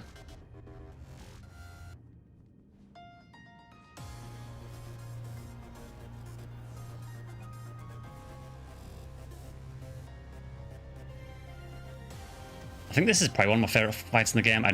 I prefer the Malignant version of this boss though, because it's a lot more threatening, and it just feels like a better fight overall. This is basically a buff version of the regular one.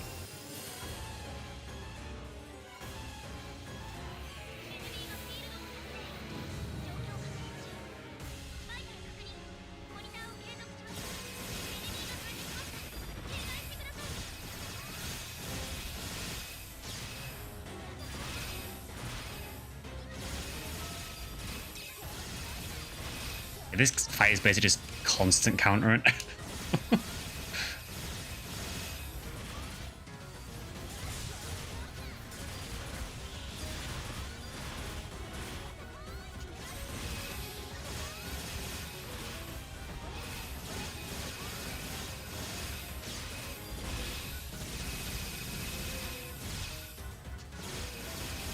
I do feel like it's one of the more fun fights in NGS though, for sure.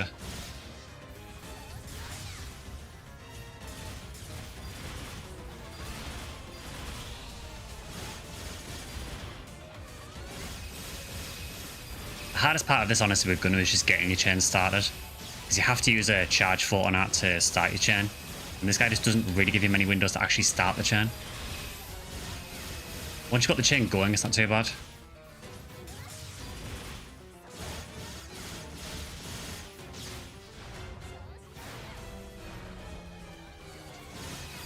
Okay, we just got it again.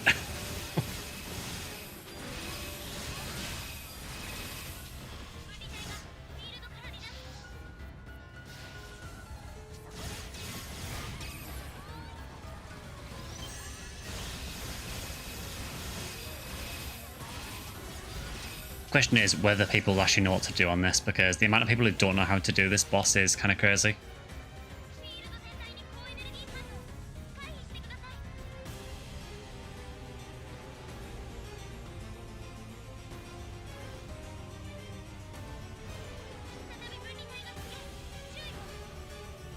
So what you're meant to do here is split up 2 players on each fragment, but the amount of people that ignore some of the fragments is crazy. The problem is that if one of the fragments has no one on it, then it will attack all the other people.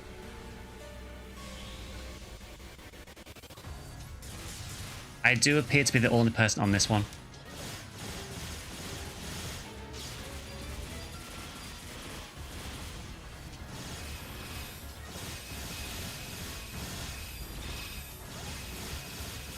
I mean, I'd probably hold it off on my own, but...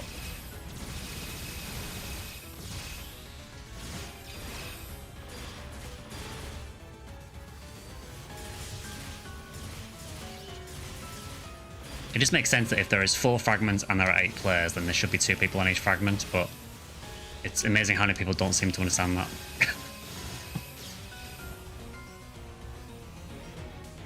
That might not be dodgeable. Oh, there we go.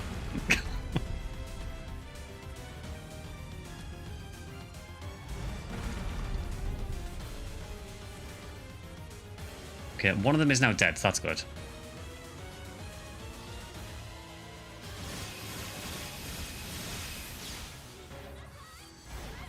Another good change with Gunner as well that they did is if you do lose chain like I did there, when you start the next one, you start from just under what you were on. So you don't lose it completely, which is nice.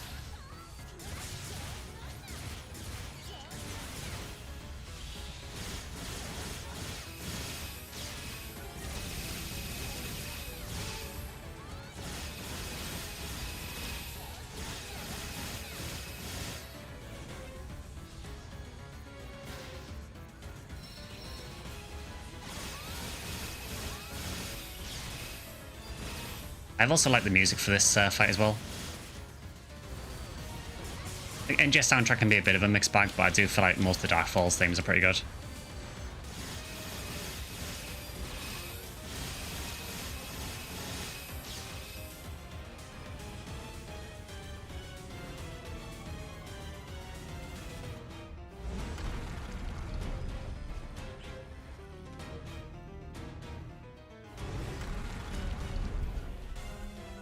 I think we just have this one left. Oh, there we go. We literally need one more attack to go up next phase.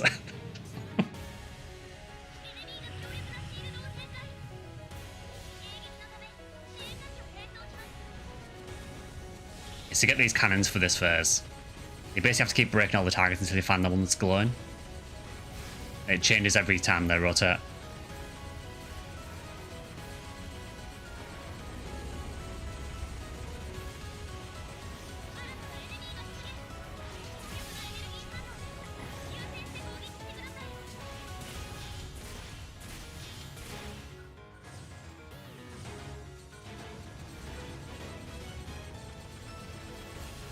Yeah, I think this shows that there is some good stuff in NGS. You know, I think when they put the mind to stuff, they can make some good content. I think fights like this are actually genuinely quite entertaining.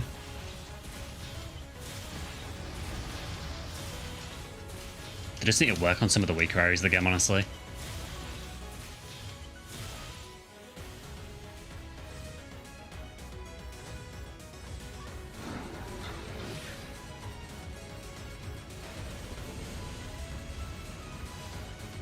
I do wish it was the Malignant version of this fight though, because the Malignant one is way more fun.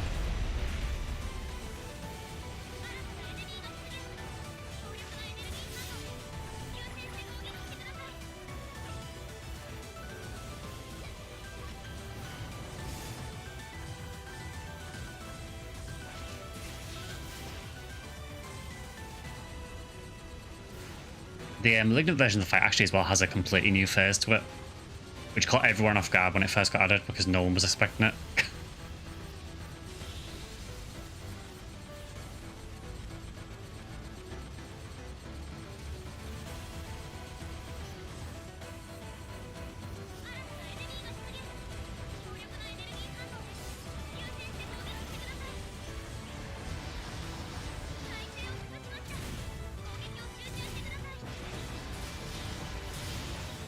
So we should be able to get the break in a second. Probably when he gets up from this. Yeah, there we go.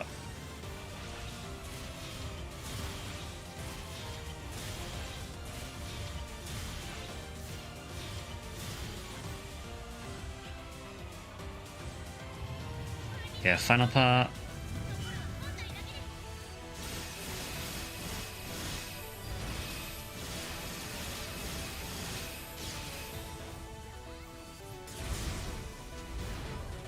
This part's really awkward with Gunner because it's really hard to actually get your chain finishes off.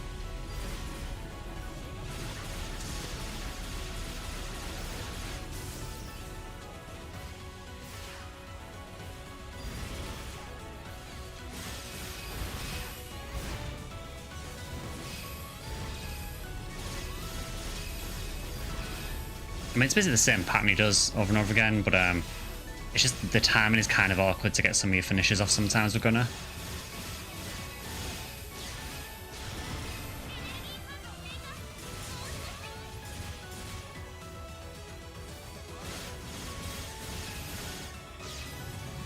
And there we go. Yeah, he's not too hard or anything, but he's still a fun fight.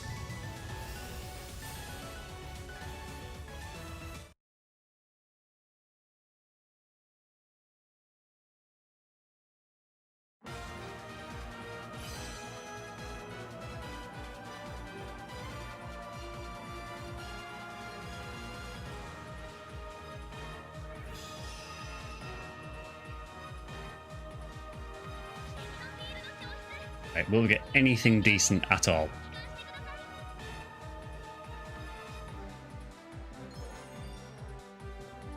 Well, I got a Magis Gigas Mass Capsule, which is actually really useful. Anything else?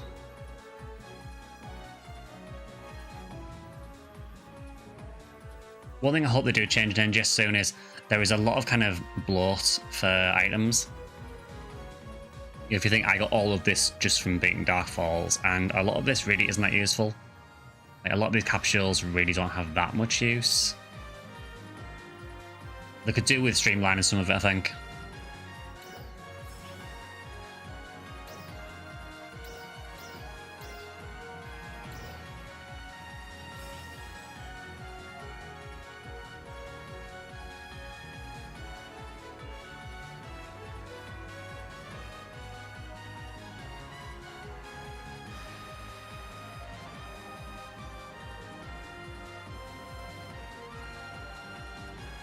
So I think we'll maybe do a couple more limited quest runs, and then I might go to creator space for a little bit to end the stream.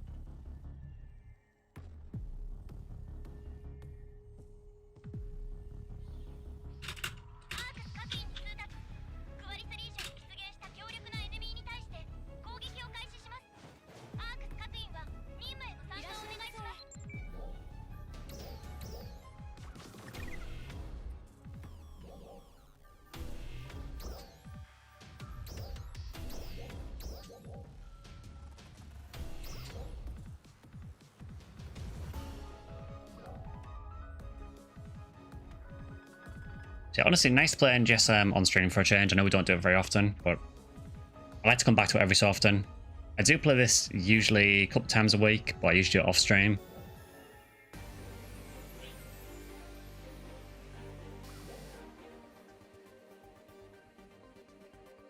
But I think for next Sunday's stream, we might do PSU because I know Drac posted on the Discord that apparently there's like a new tower quest or something in Clementine. So I'm interested to try that out and see what it's like.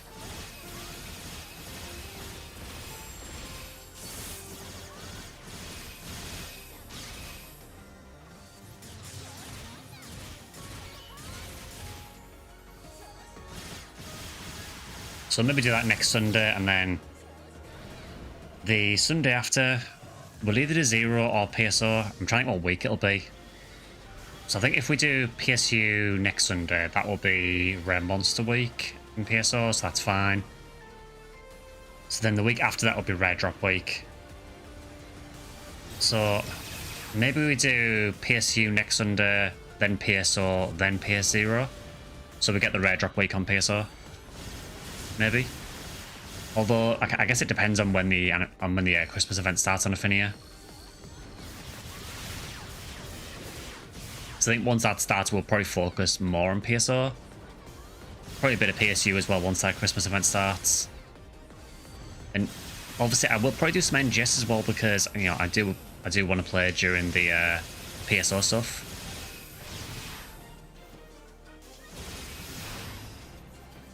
Can you not? I said, can you not? Are we really just going to spam the same attack over and over again? I mean, I guess if it's hitting me every single time, I guess I see why you would do that.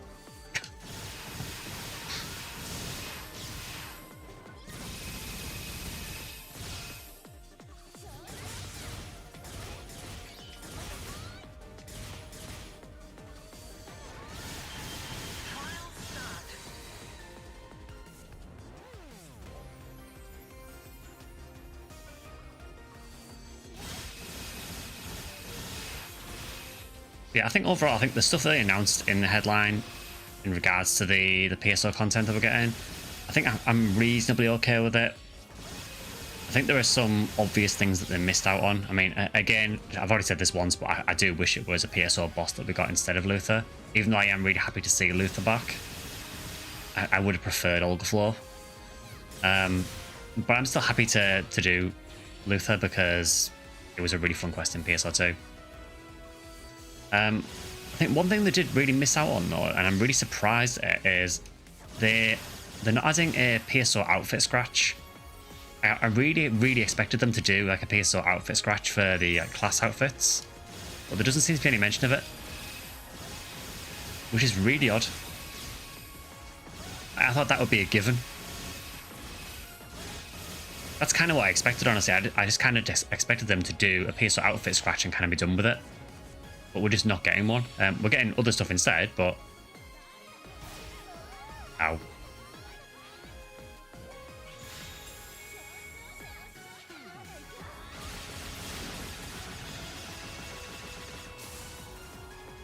Hope the Clem Tower is finishable on stream. It'll be rough if you don't have weapons for every element. Yeah, I mean, I don't forget the whole thing done on stream. It might be like the 0 one where we just do so much of it, but... That's going to be the issue, isn't it? Because having every single element in PSU, you need like 6 different armors, 6 different weapons.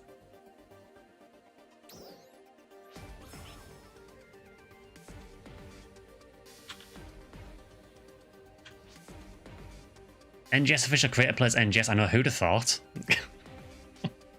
Good to see you killing the F as well.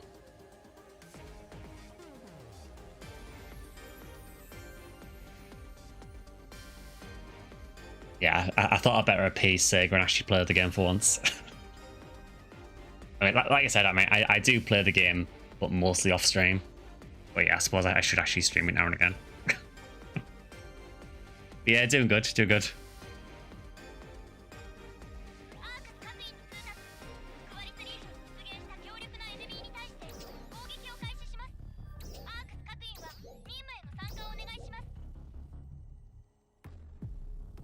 I've just realised the first time you run that, you get a 1 million experience and 100,000 Mazetta bonus. That's kind of insane. Well, actually, no, that the fixed clear reward is for every single run, so you get 1 million experience every run. That's kind of insane.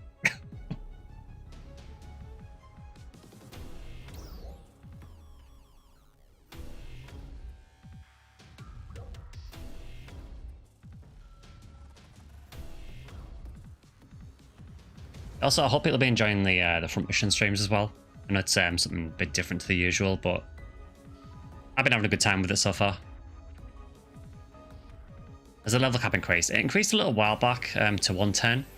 But honestly, NGS is weird for the level cap because I feel it takes you longer to level at low level, because the experience seems to scale up so drastically that by the time you get to higher level, it feels like you level super quickly. To the point where the level cap will go up, and usually within a couple of hours, people will have got their character to cap. I mean, yeah, I could have just ended it at NGS is weird, couldn't I, really?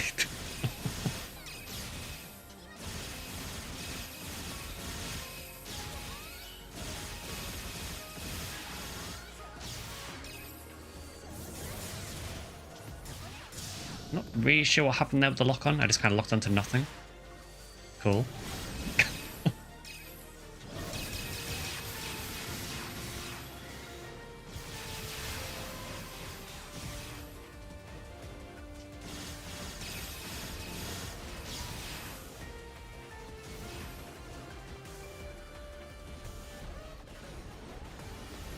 Yeah, legitimately though, this seems like a really decent quest for farming stuff. I'm going to assume that maybe the chance of getting the good stuff is really low, but it does seem really efficient at least. I have several questions about that hitbox.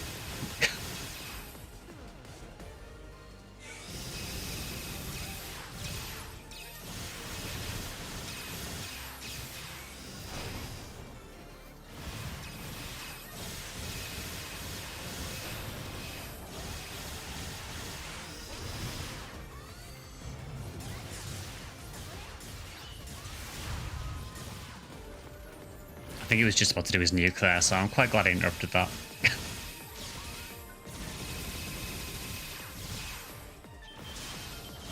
This guy seems like a Volop with legs. I mean, his name is Ruin Grands. So take a guess at what PSO enemy it's kind of based on. This guy was in PSO2, to be fair. He's not a new enemy in NGS.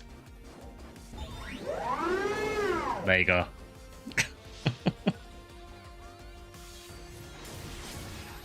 Yeah, they've been doing quite a few Ruin versions lately. Obviously, we've got Masquerader as well. There's been quite a few PSO2 enemies coming out.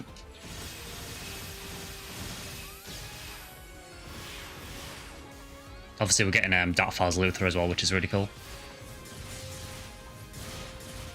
It's nice to see them reuse PSO2 assets. I mean, I will say, to their credit, they do act a little bit different. They're not the exact same fights from PSO2 at least.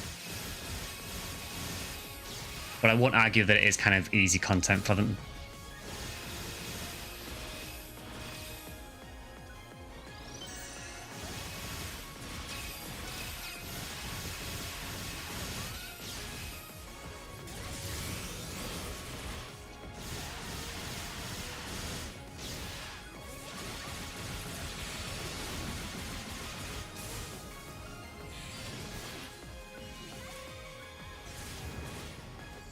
I think I timed that right, yeah, good. If I didn't time that right there, I was just going to die immediately after it, but...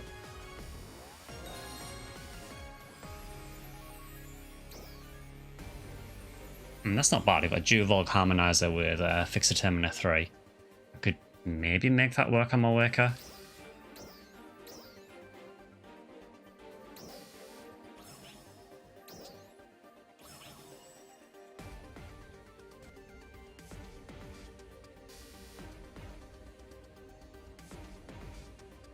Yeah, I think the update in December is going to be pretty interesting.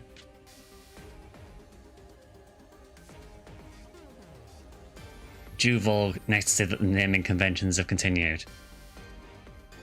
Yeah, the names take a bit of getting used to.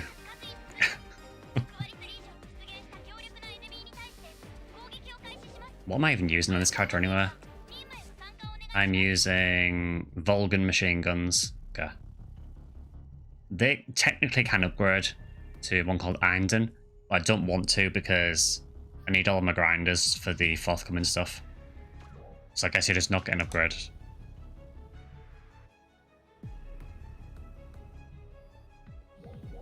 I should also say as well, anyone who plays NGS, if you haven't, make sure you log in and claim your rewards, because one of the rewards for logging in at the minute is a camo for Sanga from PSO. So make sure you get that, because I don't know if they'll bring it back again. They're meant to be a Team Rocket character, aren't they, from Pokemon?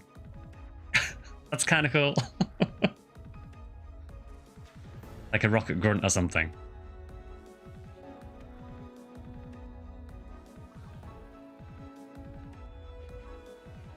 Hey, Jugsheet. They've even got a Pokeball, did they? I didn't notice that. Oh, they do as well. That's really good.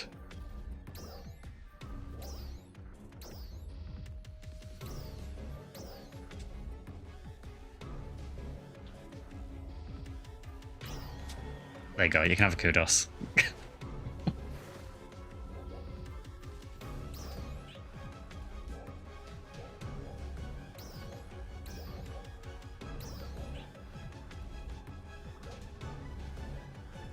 I will say that is one thing I do like about NGS. I know the fashion is kind of a divisive thing, and there's some like very questionable stuff in the game, but it does basically let you make anything.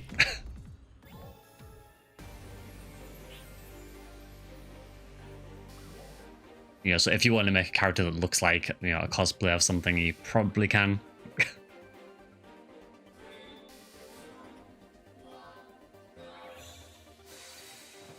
think it's definitely one of the strengths of the game. I think quite a lot of people give the game grief because of that, but I think it is a direction the games have kind of moved in.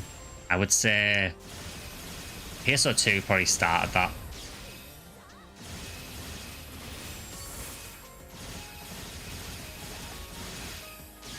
You find it quite off-putting. I mean, I get it's kind of weird, you know. I guess it can kind of bring you out of the atmosphere of the game, I guess. You know, if I try to play like this, like, you know, sci-fi game, then all of a sudden you see someone cosplaying like a medieval knight or something. Yeah, I get it's a bit weird.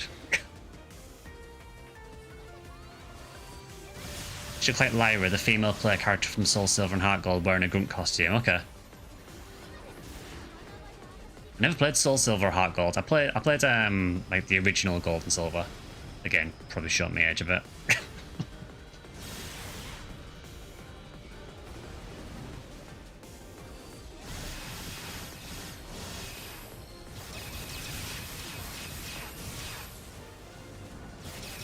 Medieval Knight is fine if they're basically naked ladies everywhere with spheres. Yeah, I will say though, on the spheres thing, Sega kind of do crack down on it to an extent. I know there was at least one player who I can't remember if they got like a temporary ban. I think it was like a short-term ban, like a couple of days or maybe a week or so at the most, for doing, let's say, creative things with the spheres.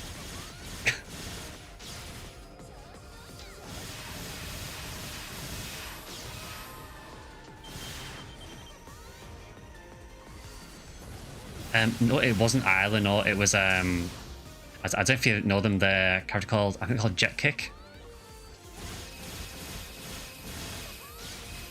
Yeah, they got banned for like it wasn't a long period of time at all. It was maybe only like a couple of days, maybe like 48 hours or so.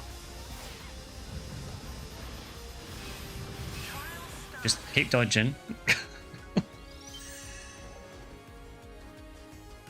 Played the OG Pokemon Blue Never Again.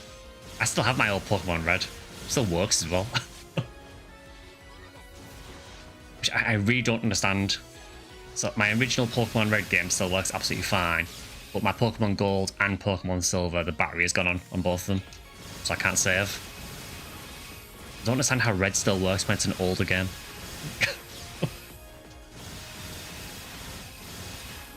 You still got your Pokemon Yellow. I've got my brother's Pokemon Yellow because like once he passed, I got a lot of his old games and stuff, so I do still have his Pokemon Yellow. Gold and Silver used the battery for the clock stuff. Possibly, yeah, because they did kind of have like day and night, didn't they, in Gold and Silver? I remember that because I think certain Pokemon, their evolution was tied to like time of the day, wasn't it? So yeah, that could be why, maybe.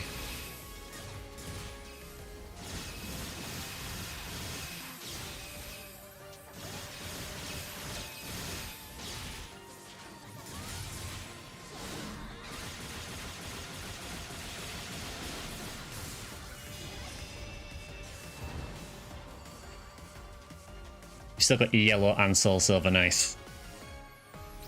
Yeah, Pokemon's a franchise that I used to love the older games, but I think the last one I played was probably Pokemon Moon. I kind of fell off it after that. If you get a screwdriver, it's relatively easy to replace the cell. I've got the screwdriver that you need to open the Game Boy cartridges up. The only downside is I think, I could be wrong on this, but I think for the Game Boy cells you need to solder. Yeah, so you lose your save if the battery dies, yeah. So I lost quite a bit of my old gold and silver save I lost.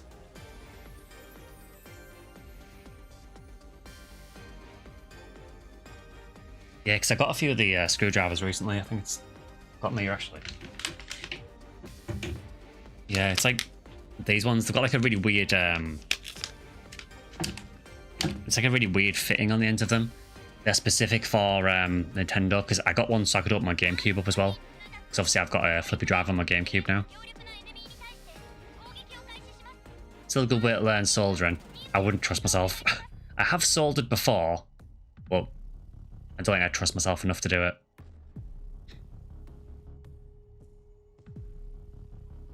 Love all the fashion stuff in Phantasy Star 2. I have all but one of the fashion books. There's some amazing outfits and accessories. Many Japanese exclusives, sadly. Yeah. I mean, on this, they have done a reasonably good job of giving us the stuff that was exclusive to Japan. If there was something that was distributed that was exclusive, they tend to find another way of distributing it. Like the Gold Medal account, but do you have the Yaz one? I don't have the Yaz 9K yet, because I don't think that's been added yet, but I can use the Yaz 2K, I think. So I'm sure I've got it somewhere. So many camos.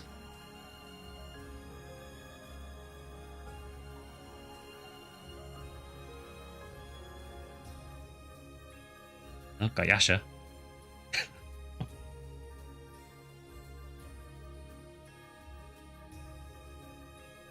I've also got the Yaz 7K as well for rifles. And Frozen Shooter.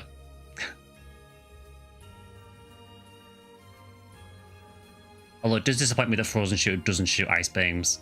It does just shoot the normal bullets. I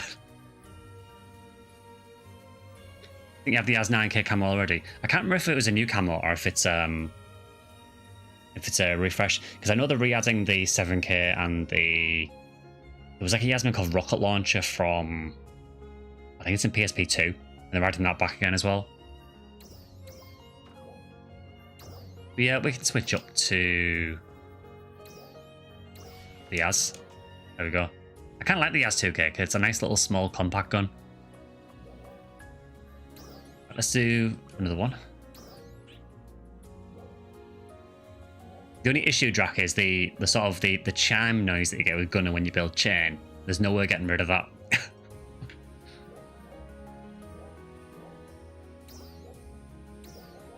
I kind of got used to the noise after a while, but it is kind of annoying when you first start playing Gunner. Use those two pistols on PSO on your gun tech at nice. Yeah, this was the one that was just a single handgun in PSO.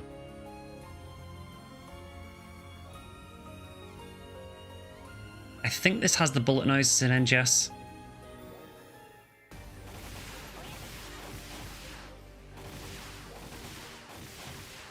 Yeah.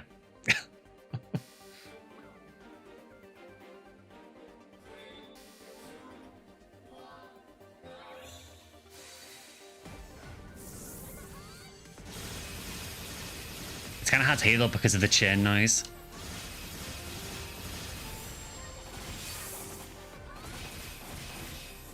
I break chain though.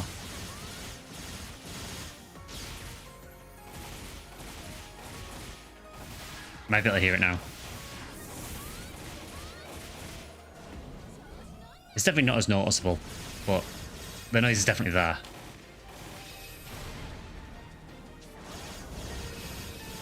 I don't think I could have messed up that dodge any more than I did. Yeah, it's just because of the chime noise that plays when you build chain, that kind of overpowers everything else. It feels a bit unnecessary, to be honest, because I know I'm building chain. There is a chain meter next to my character.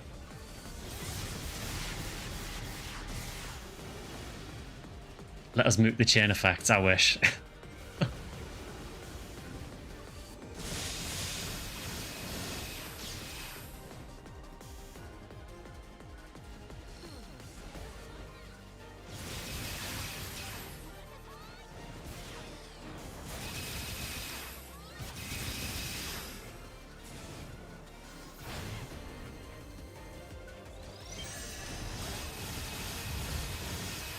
I can't remember if the chain effects were in PSO2 Classic or not, or if that's just an NGS thing.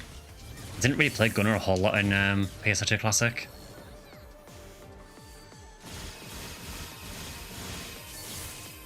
I remember not really liking it in PSO2 Classic much.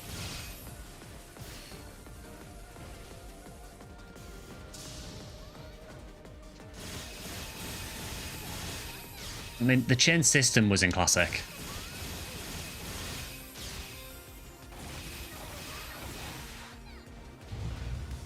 Might work a little bit differently.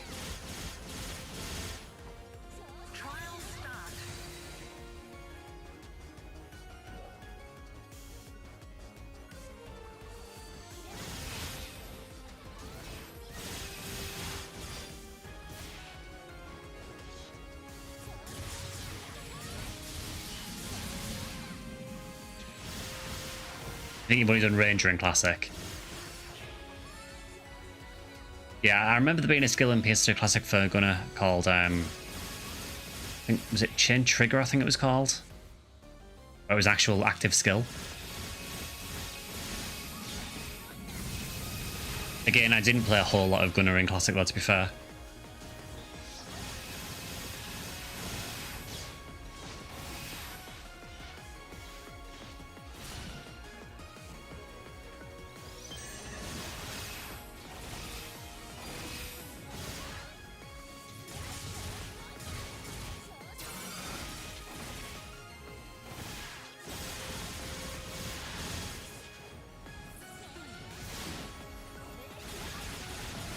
Hopefully that'll kill him, because I really don't want to... Yeah.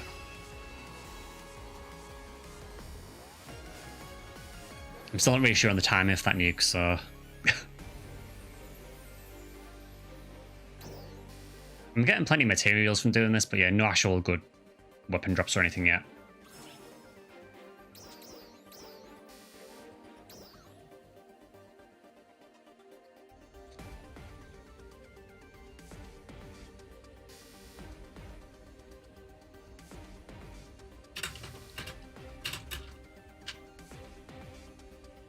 Yeah, so I think what I'll do is I'll do one more of this limited quest, and then I might do some creative space for the last part of the stream.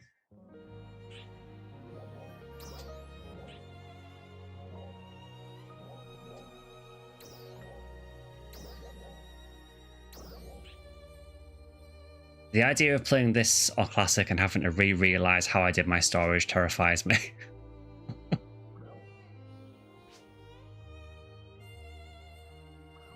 Yeah, I'm quite lucky with storage in this because I'm an NGS creator. Sega do give me free material storage every 3 months. They give me like a 3-month ticket every 3 months. So that does help for sure. They also give me free premium as well, and that gives you obviously premium storage as well. So that does help, but there is so many materials and everything in this game that you still fill your storage really quickly. That's what I was saying earlier, but I think they need to kind of reduce some of the item bloat. But instead, all we keep doing is adding more. I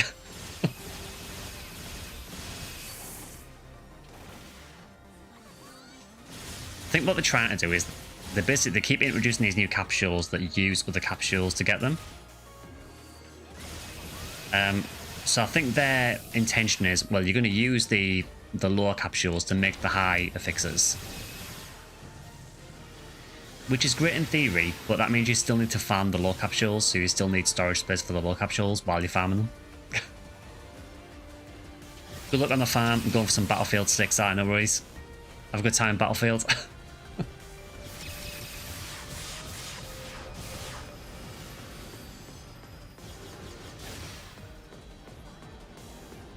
Yeah, see you, missed.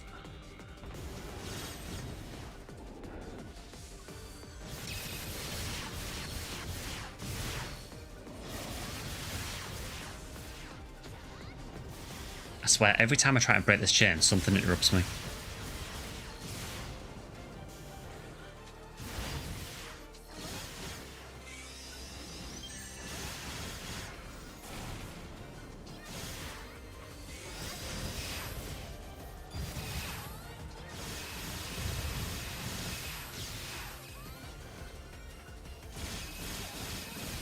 Yeah, I remember fighting this guy a lot in PSO2. I think it was in like the ultimate version of Lilipa. Because I remember there was a couple of other bosses that would show up there as well. I think there was it these two like wolf enemies, like these mecha wolf enemies? Looked a bit like Zoids.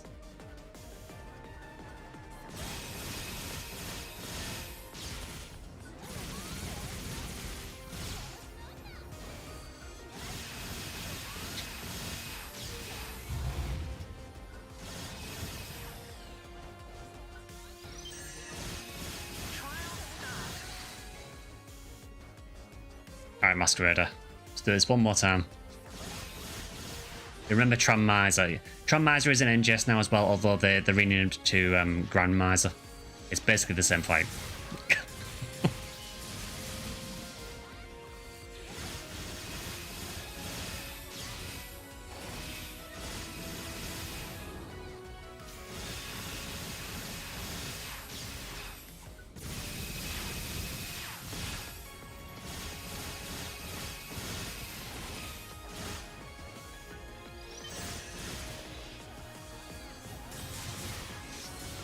I am interested to see if they do add any more PSO2 stuff in the future.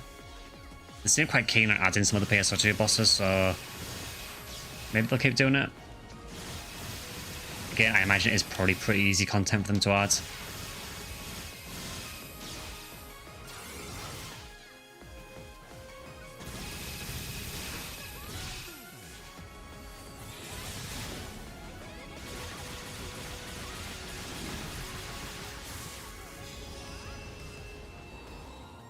Yeah, you really do get 1,000,000 experience for that.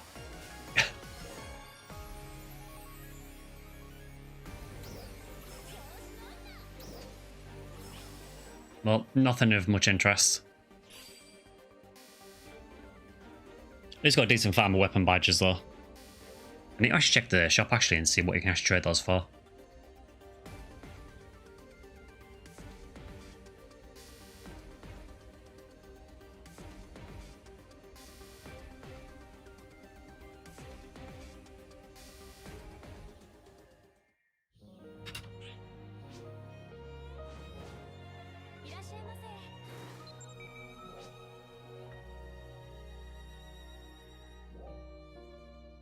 Alright, so what can I actually use those for? Weapon badge, and it's weapon badge B.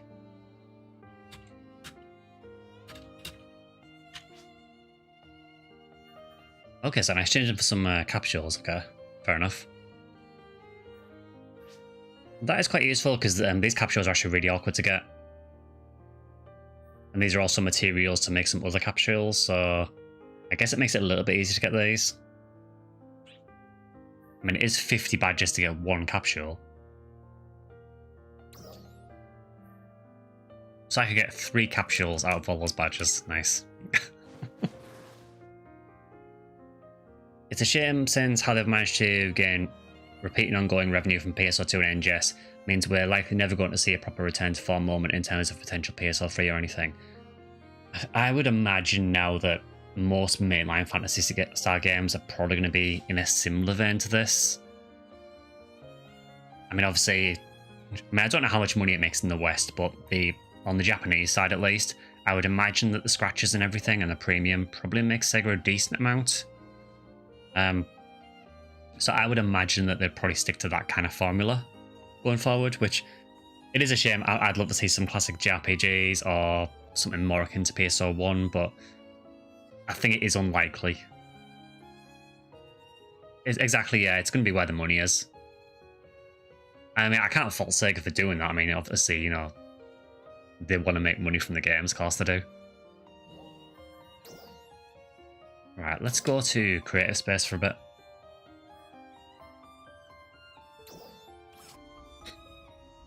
I'm pretty sure I showed this last time, but I've got 2 creative spaces. I'll show you this one quickly for anyone who didn't see it last time.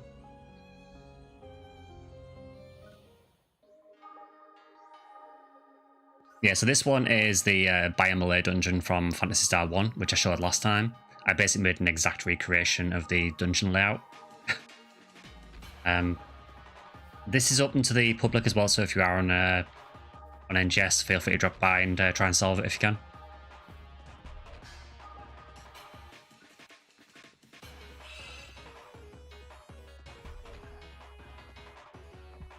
I think this game as a whole, honestly, you can see most franchises becoming a bit more intolerable because it's becoming less of an art of passion and more of a tool for revenue generation. Yeah, I mean, I think there's always exceptions to that. I mean, they're not my kind of games at all, but you can kind of tell that games like Hollow Knight Silksong are kind of passion games that are done for the sake of making a good game. Again, not the kind of game I would really play because I'm not really a big fan of Metroidvanias, but you can kind of tell that certain games like that are pretty much passion projects.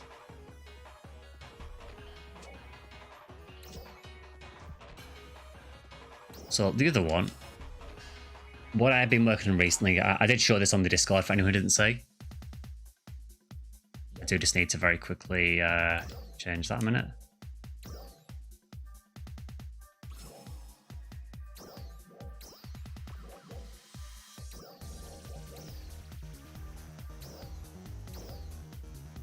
Just play like literally anything. I'll do. I did get the Bad Apple Scratch bonus, yeah. I'll probably get DMCA for that, but... yeah, I totally forgot I had Bad Apple in my creator space.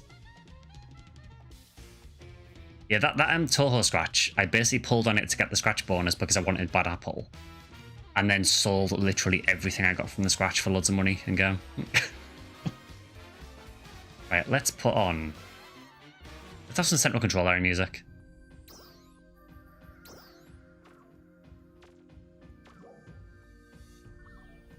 Much better. Yeah, I've been working on sprite art. So far I have made Demi, Rika and Alice from Phantasy Star 4. I do plan on trying to make the whole of the Phantasy Star 4 cast if I can. There is a fantastic site called, I think it's Sprite is Resource, that basically lets you open the sprite and overlay a grid over it so you can see exactly how the sprite is constructed. So that helps a lot. Obviously, it's really easy to do in Creator Space because you can just make coloured cubes.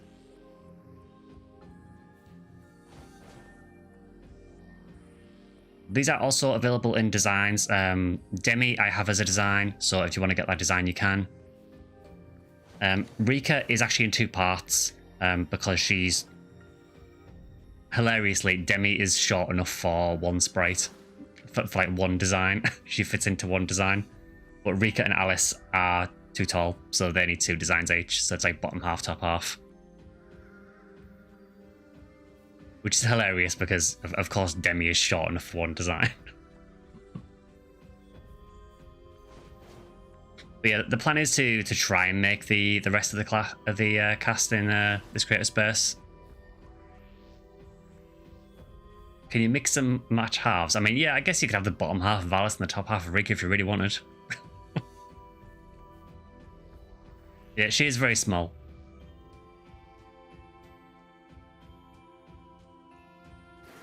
Yeah, I mean, there is quite a limited colour palette on the creative space, so the colours aren't exactly right, but it's close enough. There is some really cool sprite art in some creative spaces as well. Actually, I wonder if I can find it. There was a creative space that basically remade some classic Phantasy Star stuff. Let's see if I can find it.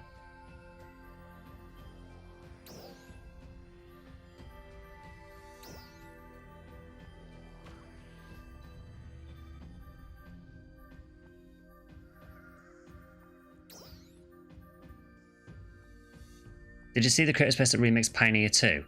I've heard of it. I haven't seen it yet. The cool thing is, one thing they did announce actually is that they are opening all ship for creative space.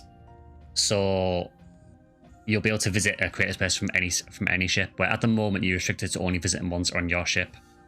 But at some point in the future, I don't know when it is exactly, but they're opening it up to all ship.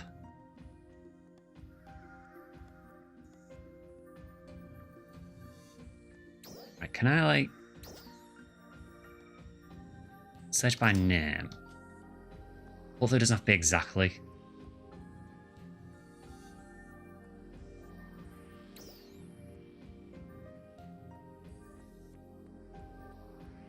Yeah, I think it's that one.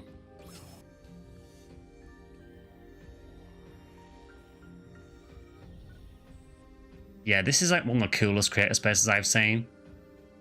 So this is a remake of Kamenet from Phantasy Star 1. It's like the starting town.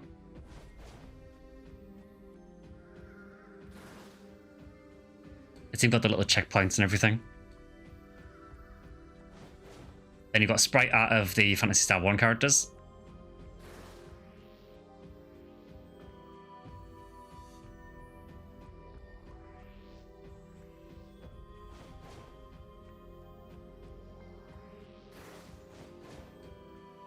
You've got a massive Alice as well, which is really cool. I think that's the Alice from the title screen.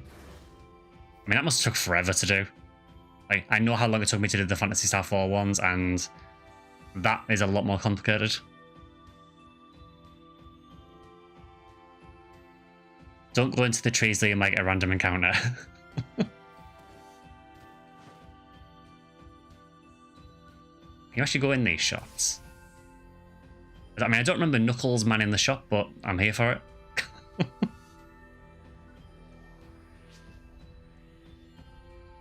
Oh, they've even made the NPCs say the exact same stuff from the game as well. They're clearly a very big Phantasy Star fan.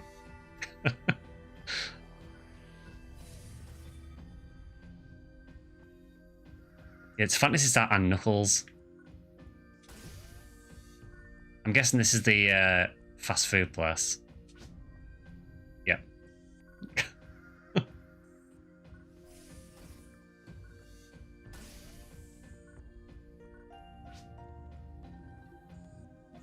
Yeah, that is very cool.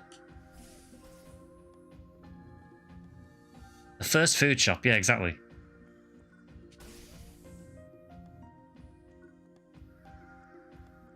Oh, that is actually a really, really good interpretation of Rika.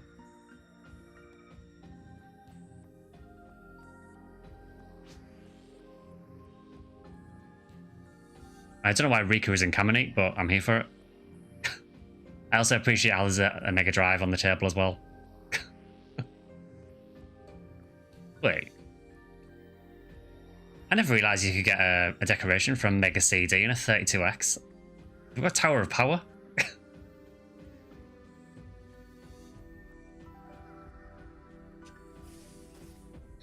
Yeah, it's Tower of Power.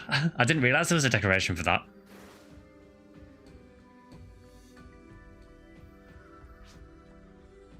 And Ren's here as well.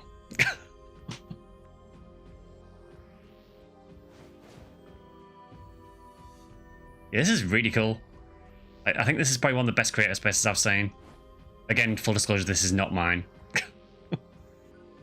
This is the church, I'm guessing. Noah's in the church.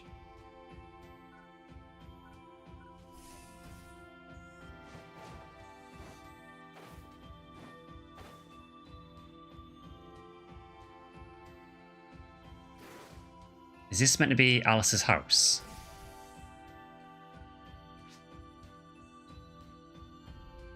And of course, Alice has a Mark III and a Master System. This is actually a really well thought out creator space. This is really cool.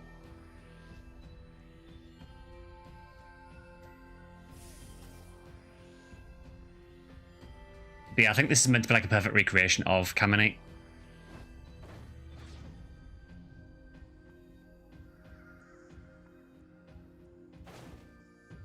But let's see if we can find the Pioneer 2 ones as well.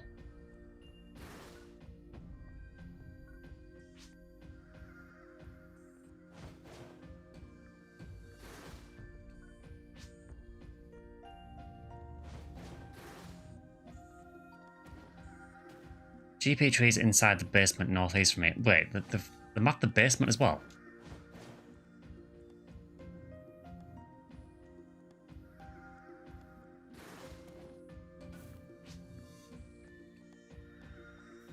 They've even made the spaceship.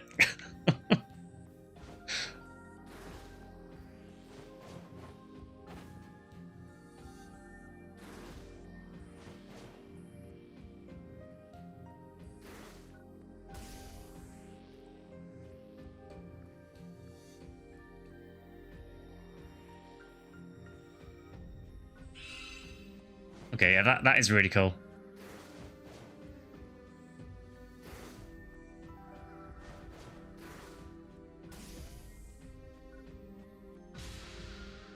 I found 50 Mazetta. Cool.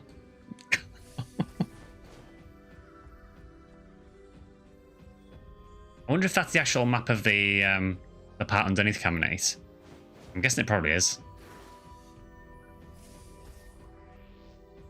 Yeah, very, very cool Curtis Burst. Must have took forever to do. They have the Western names of the characters. Yeah, I got Odin and Noah. Don't remember you from Phantasy Star, but okay.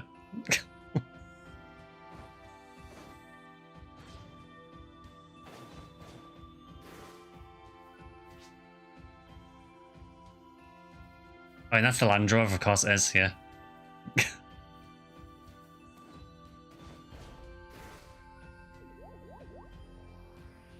If you need a better view of the Pix Light, use this teleporter, sure. I've done this in one of my creator spaces. You can basically make invisible blocks in the air. Yeah, I guess that gives you a better view. Yeah, that must have took ages to do.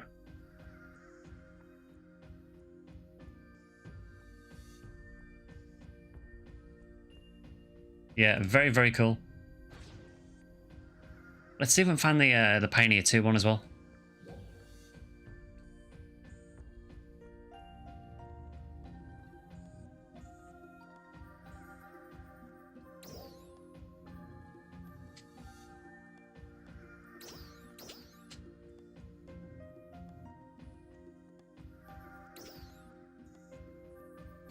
It's not showing up. Yeah, let's try to search in PSO.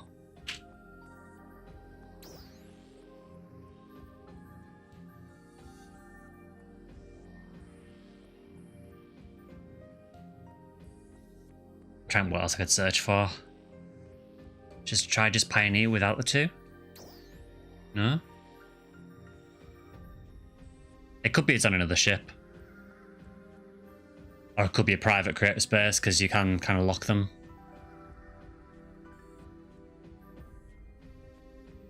Let's just search Fantasy.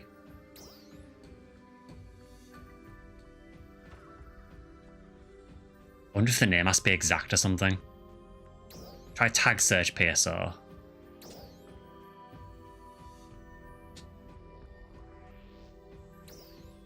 Ah, there we go. So it's Central Control. Raggle Lab and Forest 1. Raggle Forest. Falls Memorial. Okay, there's quite a few. I mean, let's just check a few out. I mean, I'm playing Central Control area music, so let's go and check Central Control.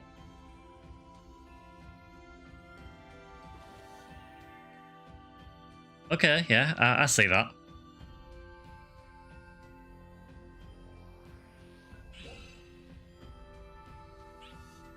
Okay, not be a teleporter, yeah.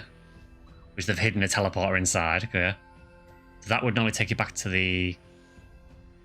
I think, would that be to the lab normally? Or is that the one that takes you to the different areas? I can't remember now. Yeah, there's no fog obscuring everything.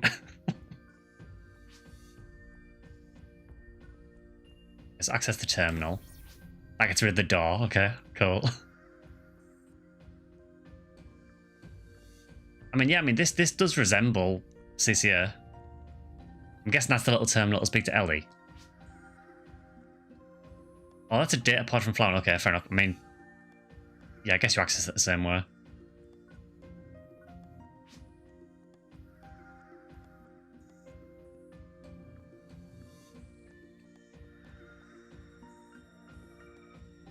Needs more mirror carols instant killing me.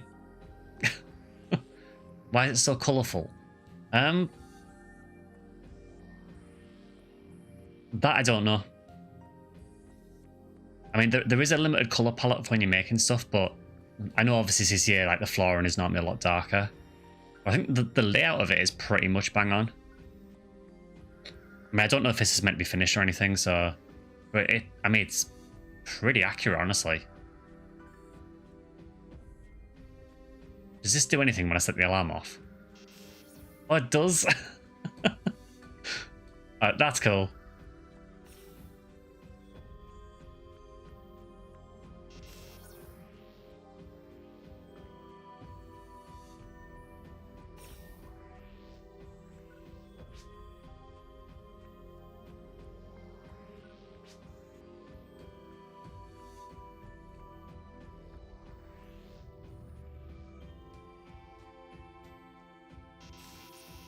Yeah, it's got ice traps as well.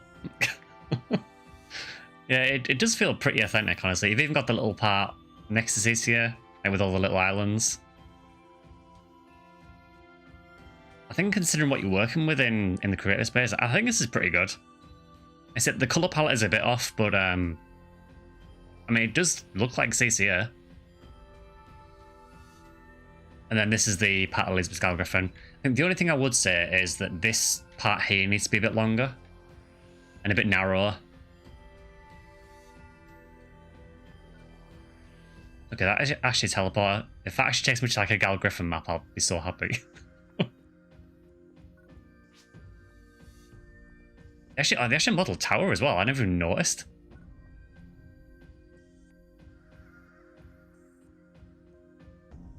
I tried to sort of cleanse tower from memory, so yeah,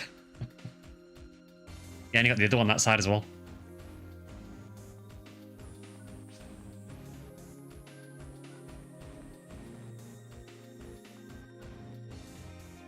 SGS hunting intensifies. Right, I feel I need to take this warp. Where does this take me? Okay. I see it. It's kind of cursed, but I see it.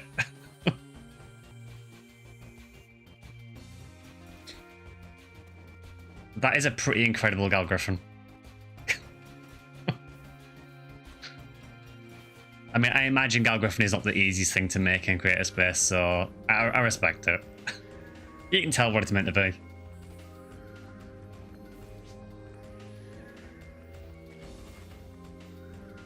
Okay, where does this take me? Back to there. There was another teleporter back at the start. I just want to check that as well.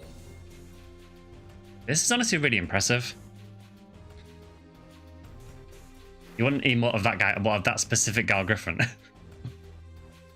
Can you put the door back up as well, or no?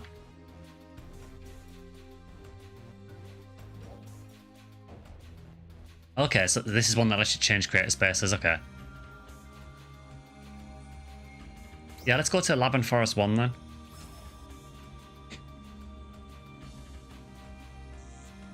This is why I like creator space, honestly, though. Okay. That is genuinely impressive. I mean, that is the lab.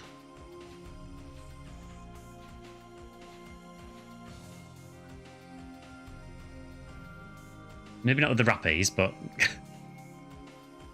scaling feels a little bit off in places, but I mean, it's very close.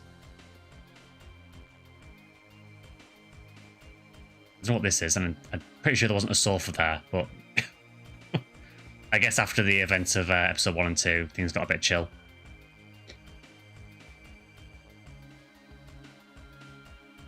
So we'll check out teleport in a minute. So you would have been Natasha's assistant. I think it was Dan. Use the warp to access a simulation of large creatures found all over Ragor. I'll do that in a minute. You would be Natasha. Another teleporter there. This is Callus, I guess. Okay, that lets you go to another creator space.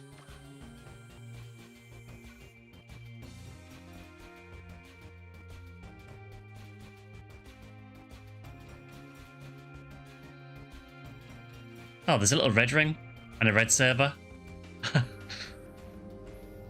That's kind of cool.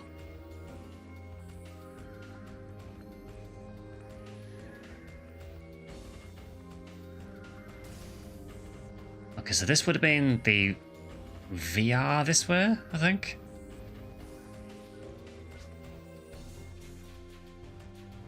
so that will take it to Forest 1 apparently. And that is Cave 1, okay. What's on the other side?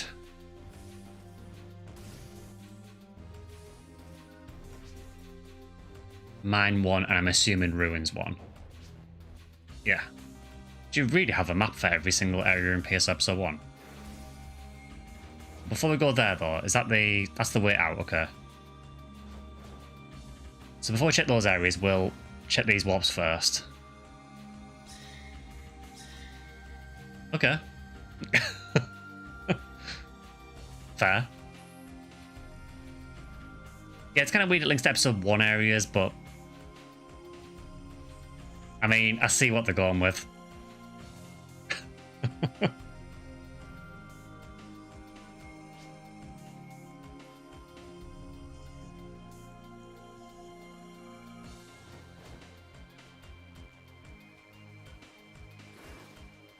Honestly, I respect that. Rico's here as well.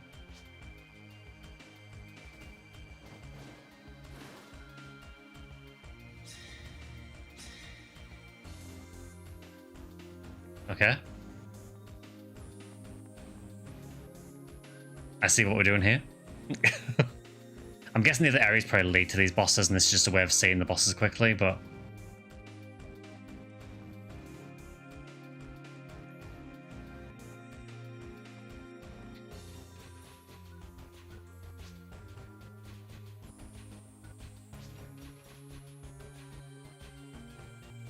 Okay, is this going to go to Volopt? Okay. Yeah, the person who made this obviously really, really likes PSO.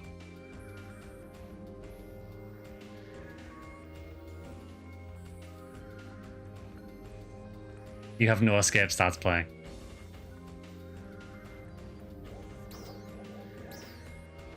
Do you know what? Let's just see.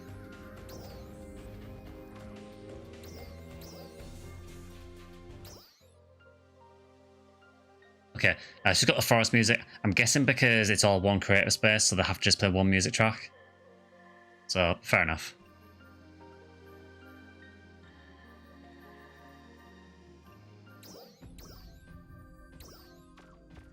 You're kind of restricted with what you can do, I guess.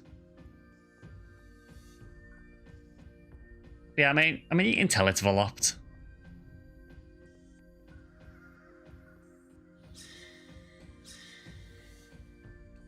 All right.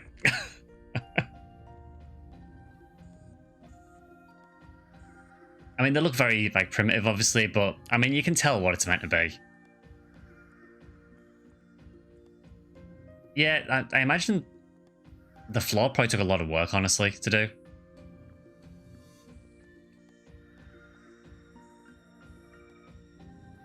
Yeah, that is like actually really impressive how they've actually managed to do all this. This is all in one creative space as well, like... I didn't realize you could actually have this much space in a creative space.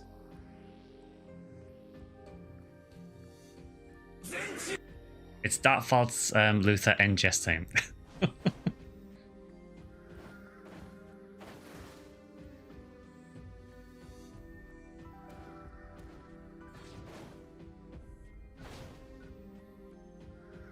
Can I go in its mouth as if I had the soul taken? Yeah, there you go. Lore accurate.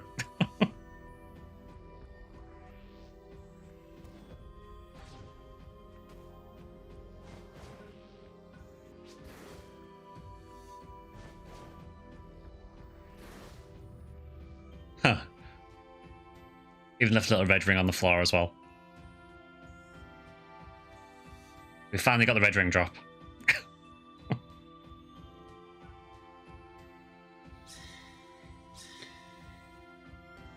Okay, that's cool. So, I know we had the bosses, but it did mention there was the areas as well, so I do want to check this out as well.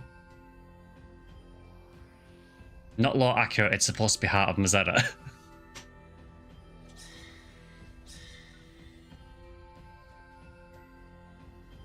How is all this in one creative space?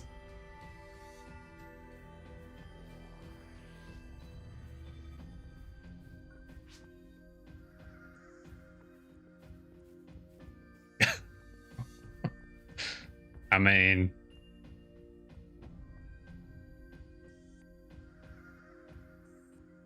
just look at that. You've seen this one before?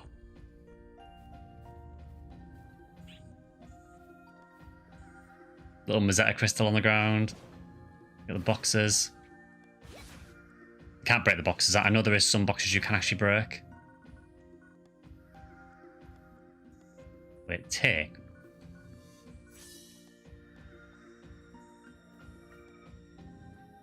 I don't know what it was I took there, but... that's meant to be a cycle wand, isn't it?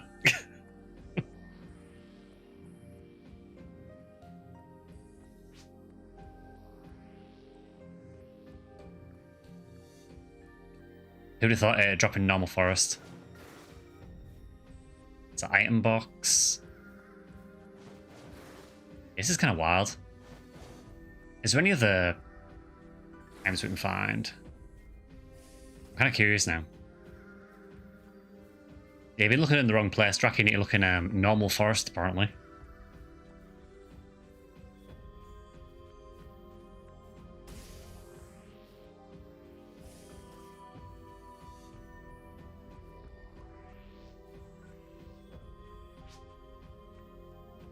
So Rico's leaving the messages.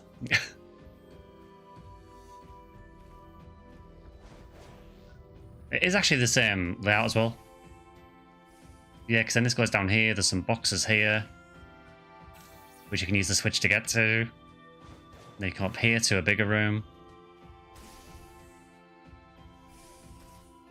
Oh, we got a monist. I mean, I imagine that's one of the easier enemies to do.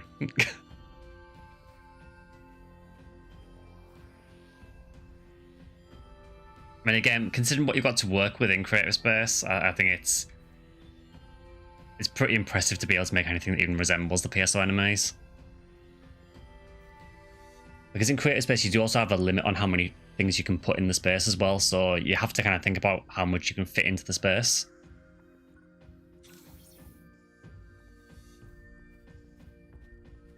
I'm just looking out for more res. That's a spread needle, isn't it? I'm guessing they're shots from the spread needle.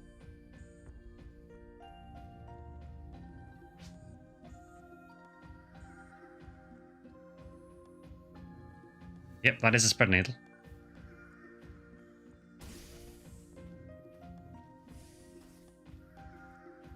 Oh, red drop box.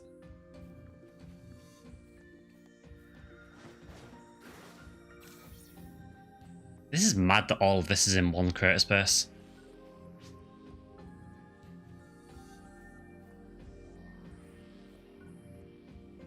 Is that meant to be Soul Eater?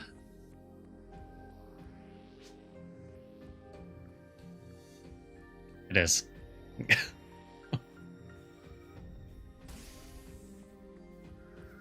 Real question is, where's Seal J Sword? We'll find Lavis Cannon. Man, we really need to spam normal forest more. Drop Psycho Wand and Lavis Cannon.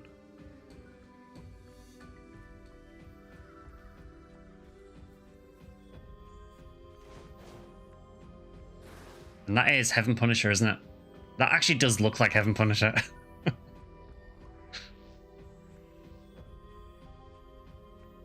Yeah, Cease Forest.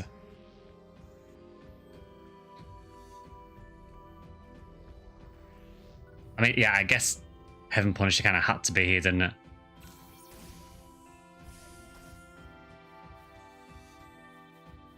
I don't think that works properly. They need to fix that. You can just jump over anyway, so it doesn't matter. That brings us back to the start.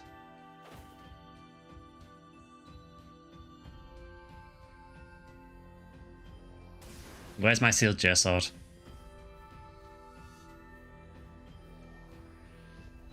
Is that meant to be Twin Brand?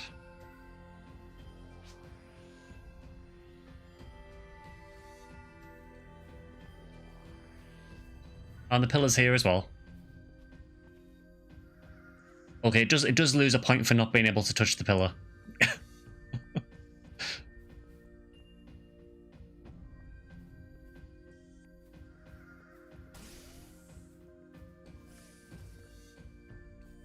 And that is Flower Sword.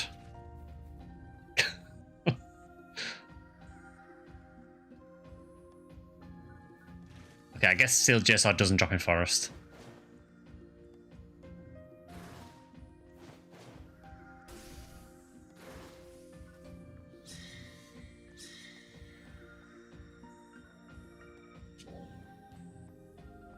Okay, so the other areas are in different creator spaces. Fair enough, that makes more sense. I was wondering how they fit all this in.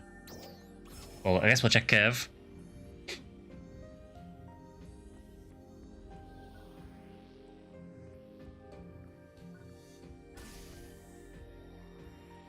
I mean, there's not a whole lot you can say about Cave, really. I mean, yeah. Real question is, though, do we have any more Ubers?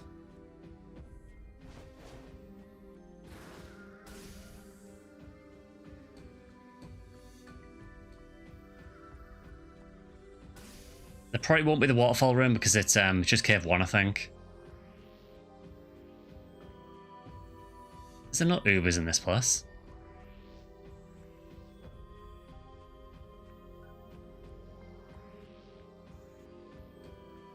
There has to be somewhere. The real question is, did they model sharks and lilies? Yeah, I haven't seen any enemies yet. I don't know how far along these are as well. When you went there, the Ubers weren't in Forest yet. Okay. Maybe they're still working on it then.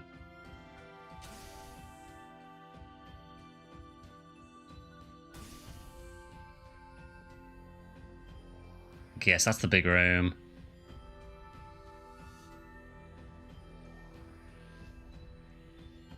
They've even put like little bits of like green blood on the floor.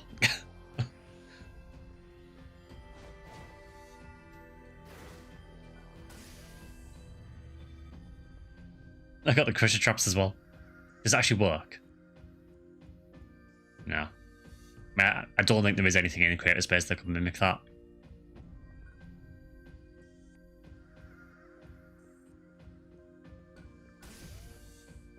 Okay, got to warp that way. We'll come back.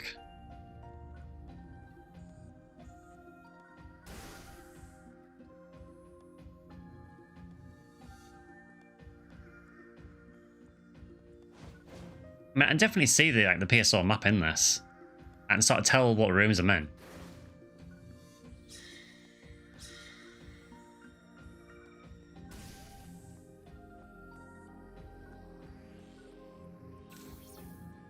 Okay, yeah, so that opens that door over there.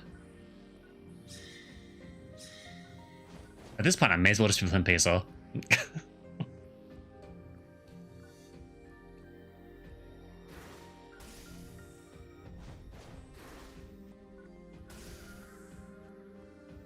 Oh, yeah, we've got a Nano Dragon. At least I'm assuming that's meant to be a Nano Dragon.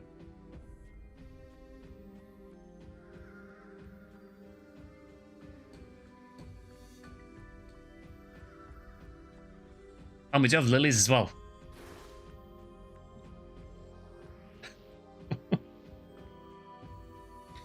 And they've actually modelled the lilies like closed and open.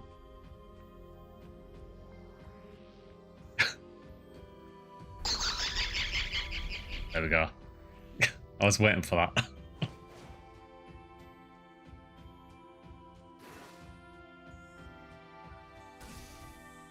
Yeah, I think it's very apparent that whoever's made this, I think they're called Amherst Wind. They are clearly a very, very big PSO fan.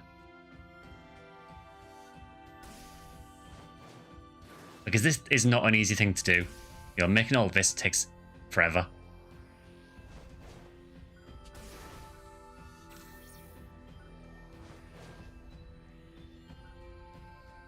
The fact I'm actually having to go around and actually kind of solve the puzzles. I know they're very simple ones, but it does make it feel more like the actual area. Okay, we've solved curves.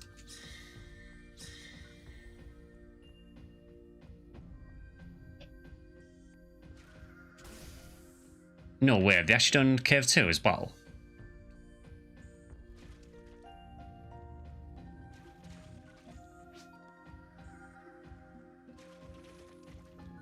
It does look like they've done Cave 2 as well. Oh, we've got slimes.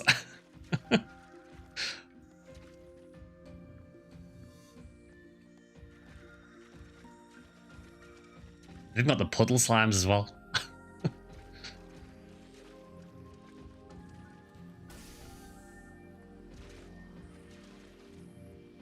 I guess, is that meant to be the waterfall room, maybe? I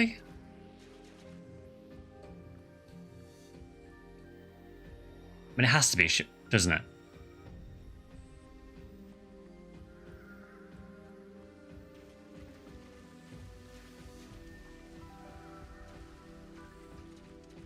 Oh, yeah, there is a rainbow up there, isn't there, as well, yeah?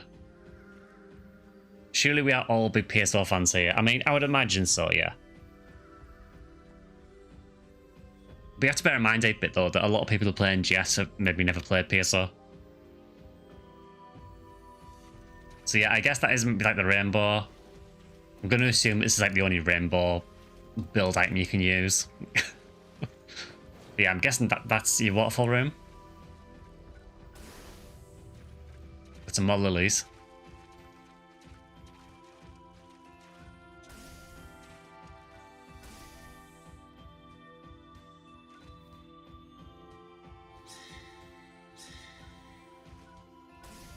Yeah, honestly, this is mad, being able to make all of this in creator space.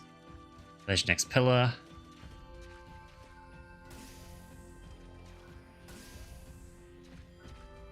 I guess that's going to unlock the door over there. Yep.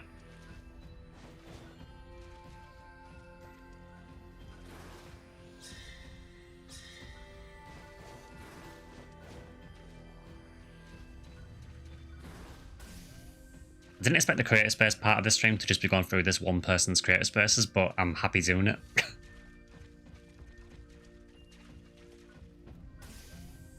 Oh, a grass assassin.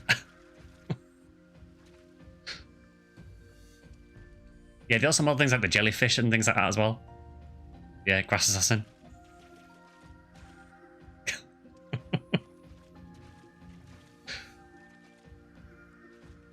I mean, it's, you know, you can tell what it's meant to be. Okay, the switches actually work as well. Okay.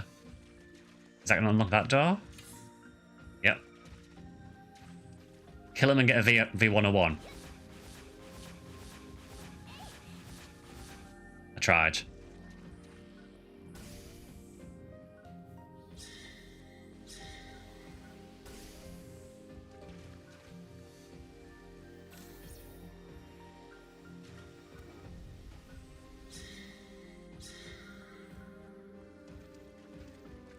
I guess we go this way next.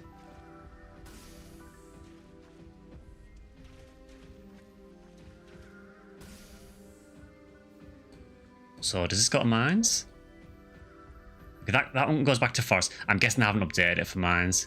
So I'm sure that I'm sure they said they did do a mines one. We will check the mines and ruins quickly because at this point, why not?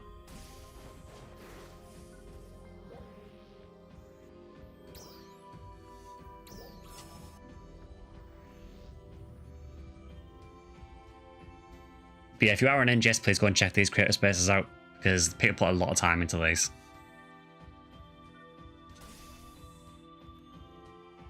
Okay. Yeah.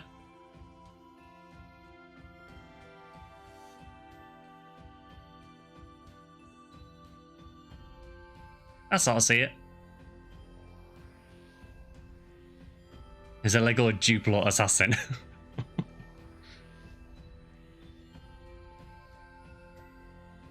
Yeah, I'm assuming those are your guild chicks.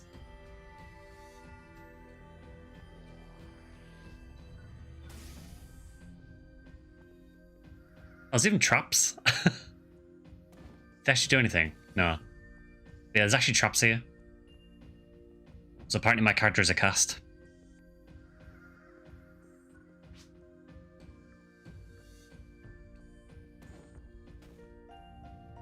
I might just not rig these up yet, because there is a way you can put traps in creator space.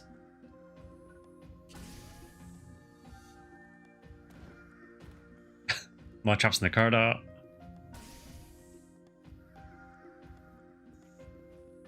That's actually really good.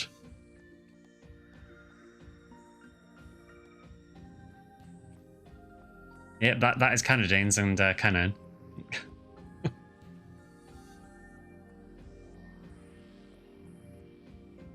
This must have took forever.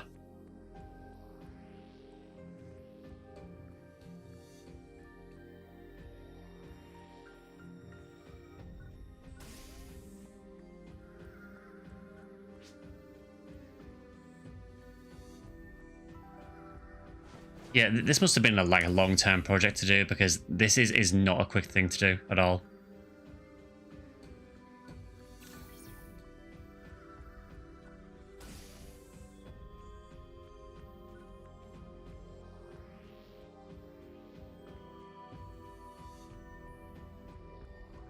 Trying to get my bearings of where I've been. This way next, I think.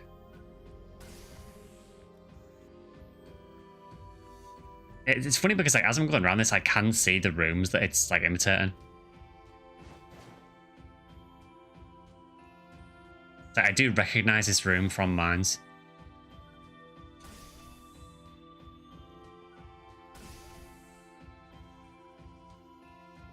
I wonder if the models are Garons or a Sinnoh. There is a warp there. Okay, that brings you to the middle.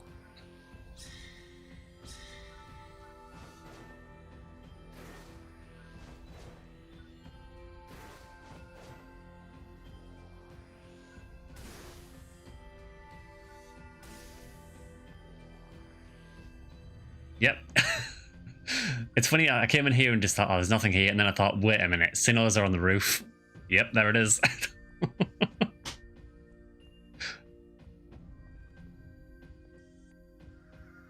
Sinnoh is hiding.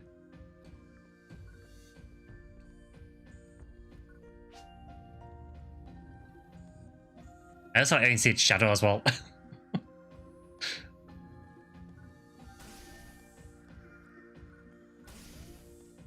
Yeah, this is legitimately impressive.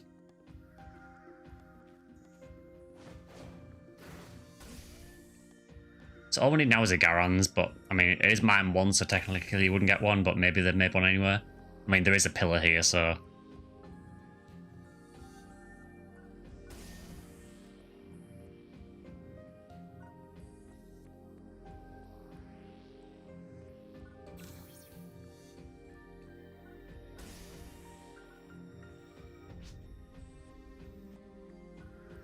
That is our monomate box.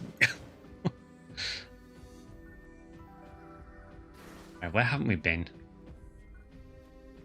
There. Alright, that is just not on the ground. I mean, yeah, I kind of see it.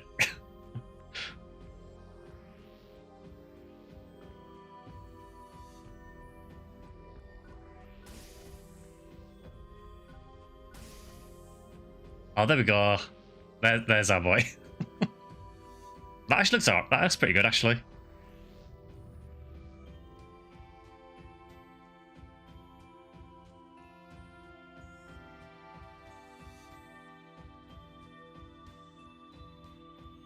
I mean, that does look like one.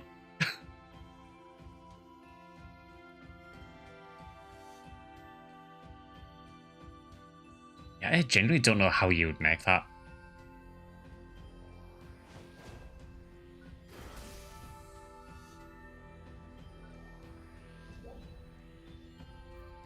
Alright, so we'll go back to Forest. We'll check out the ruins one, then we'll probably end the stream after that. Exactly. I think the only weird thing about this is the fact that they use the episode 2 lab for episode 1 areas, but maybe it's a case of maybe someone else made Pioneer 2 and they thought, I don't want to like recreate what someone's already done. This makes me realise how much I love exploring these places in PSO and PSU, yeah. Right, let's go and check ruins.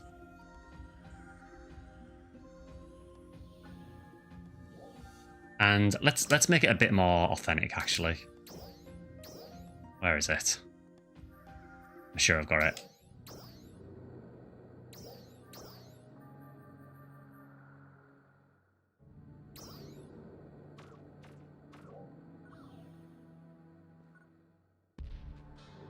There we go, I've got the Ruins music on now as well. It doesn't appear to include the pre-Ruins room, which is a room that, like, no one really sees in Blue Burst, but...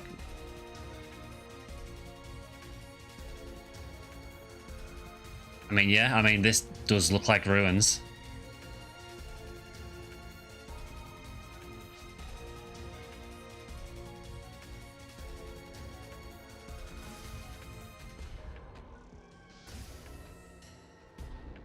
Okay, we've got some claws. I mean, yeah, they look like PSO claws. We've also got that appears to be a summit moon, I think. Yep. I like how I can tell what all these weapons are.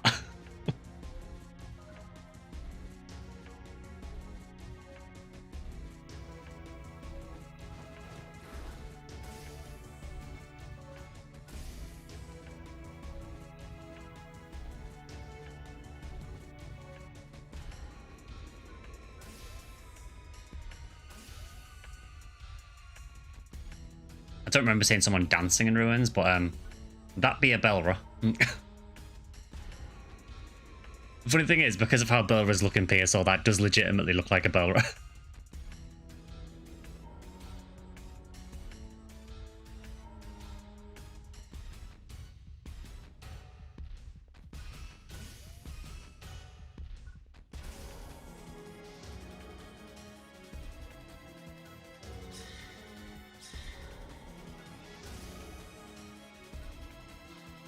She's probably dancing because he can't hit her standing still.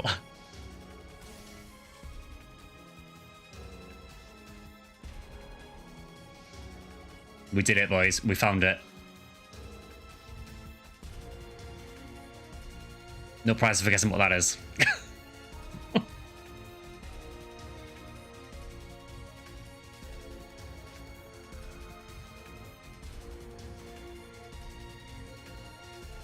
I mean, yeah, I would imagine Sanguinasha is probably one of the easier ones. Actually, yeah, as well, they've also modelled it the same way as PSO, so it's Yashrin Kamui. Just for it to be authentic.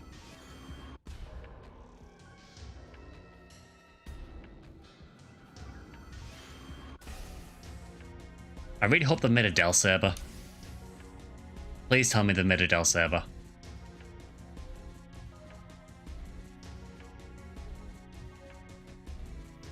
Yeah, it's Yasha and Kamui, yeah.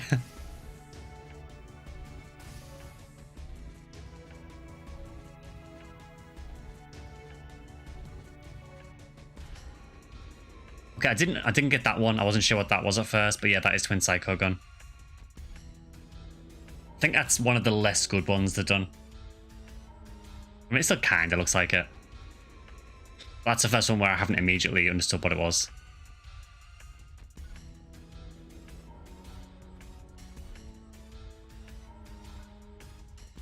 Actually, can we see the city? Yep.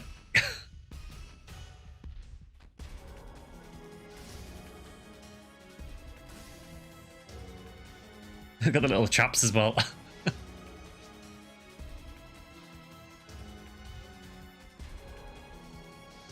that's one of the little weird traps as well.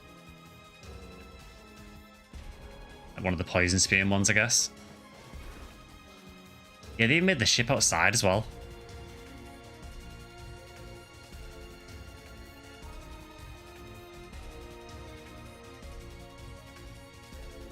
Yeah, this is crazy, honestly, the amount of work they've done on this. They've got Chaos Sorcerers. I mean, yeah.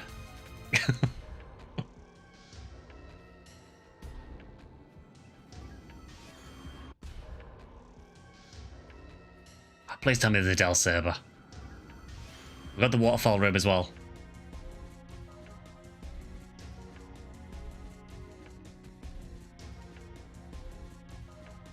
Oh, and a healing ring.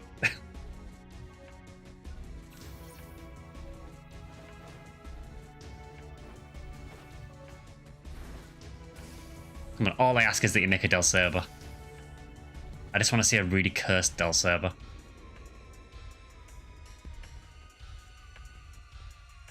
You got the little crystals that are around the ruins as well.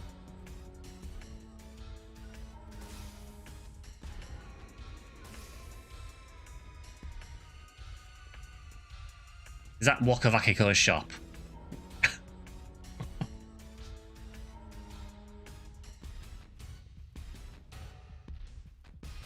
It is. Yeah, Chaos Bringer would be cool as well.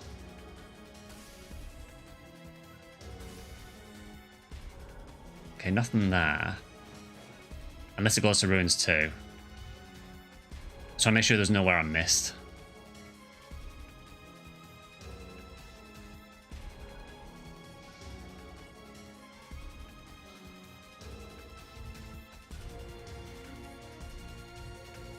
No, I don't think I missed anything. Yeah, it's kind of a shame there isn't a mini-map.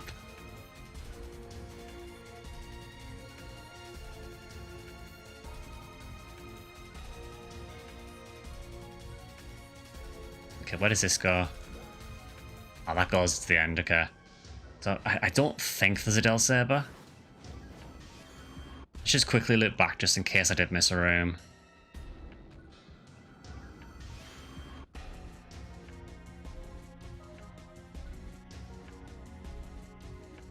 I don't think I did, but...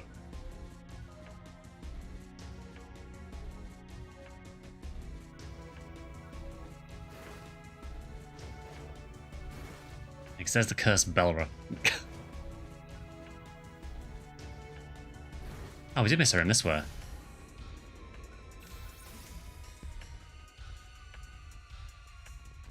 Okay, it's this side, fair enough. Was there anything of interest that we did miss? No, because that was the first room, wasn't it? Yes, I think we have seen everything. Yeah, so I don't think there's any Del Sabers or Chaos Bringers yet, unfortunately, but that is a really, really cool set of creator spaces, though. Like, fair play to them for making that. It's certainly a lot more effort than I would probably want to go to for it. And making Biomele Dungeon from Fantasy Stab 1 was bad enough. But yeah, I think we'll probably end things there for today, I think.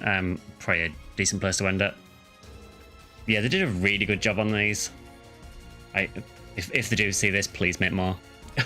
Like, please go through the like Ep 2 or Ep 4 areas. That'd be really cool to see. Or make areas from other Fantasy Star games. Yeah, we'll end there for today, I think. So, just again as another reminder, there'll be no stream on Wednesday because I am out on that night. Instead, I am probably going to stream on Friday instead. So the front mission stream for this week coming will be on Friday instead. And then on Sunday, we'll probably do PSU next week to check out that new tower quest they've added. There will also be a video going live to members at the beginning of the week as well, probably on Tuesday, and that'll go live to everyone the following week. But yeah, we're playing there for today, I think, so I hope you enjoyed the stream. So we'll do Front Mission 3 on Friday, so it won't be too much longer than usual to wait for it. Yeah, whatever you're doing, have a great rest of your weekend, and I'll see you guys on Friday for the Front Mission 3 stream. So if you're doing, have a good weekend, and I will see you guys then. See ya.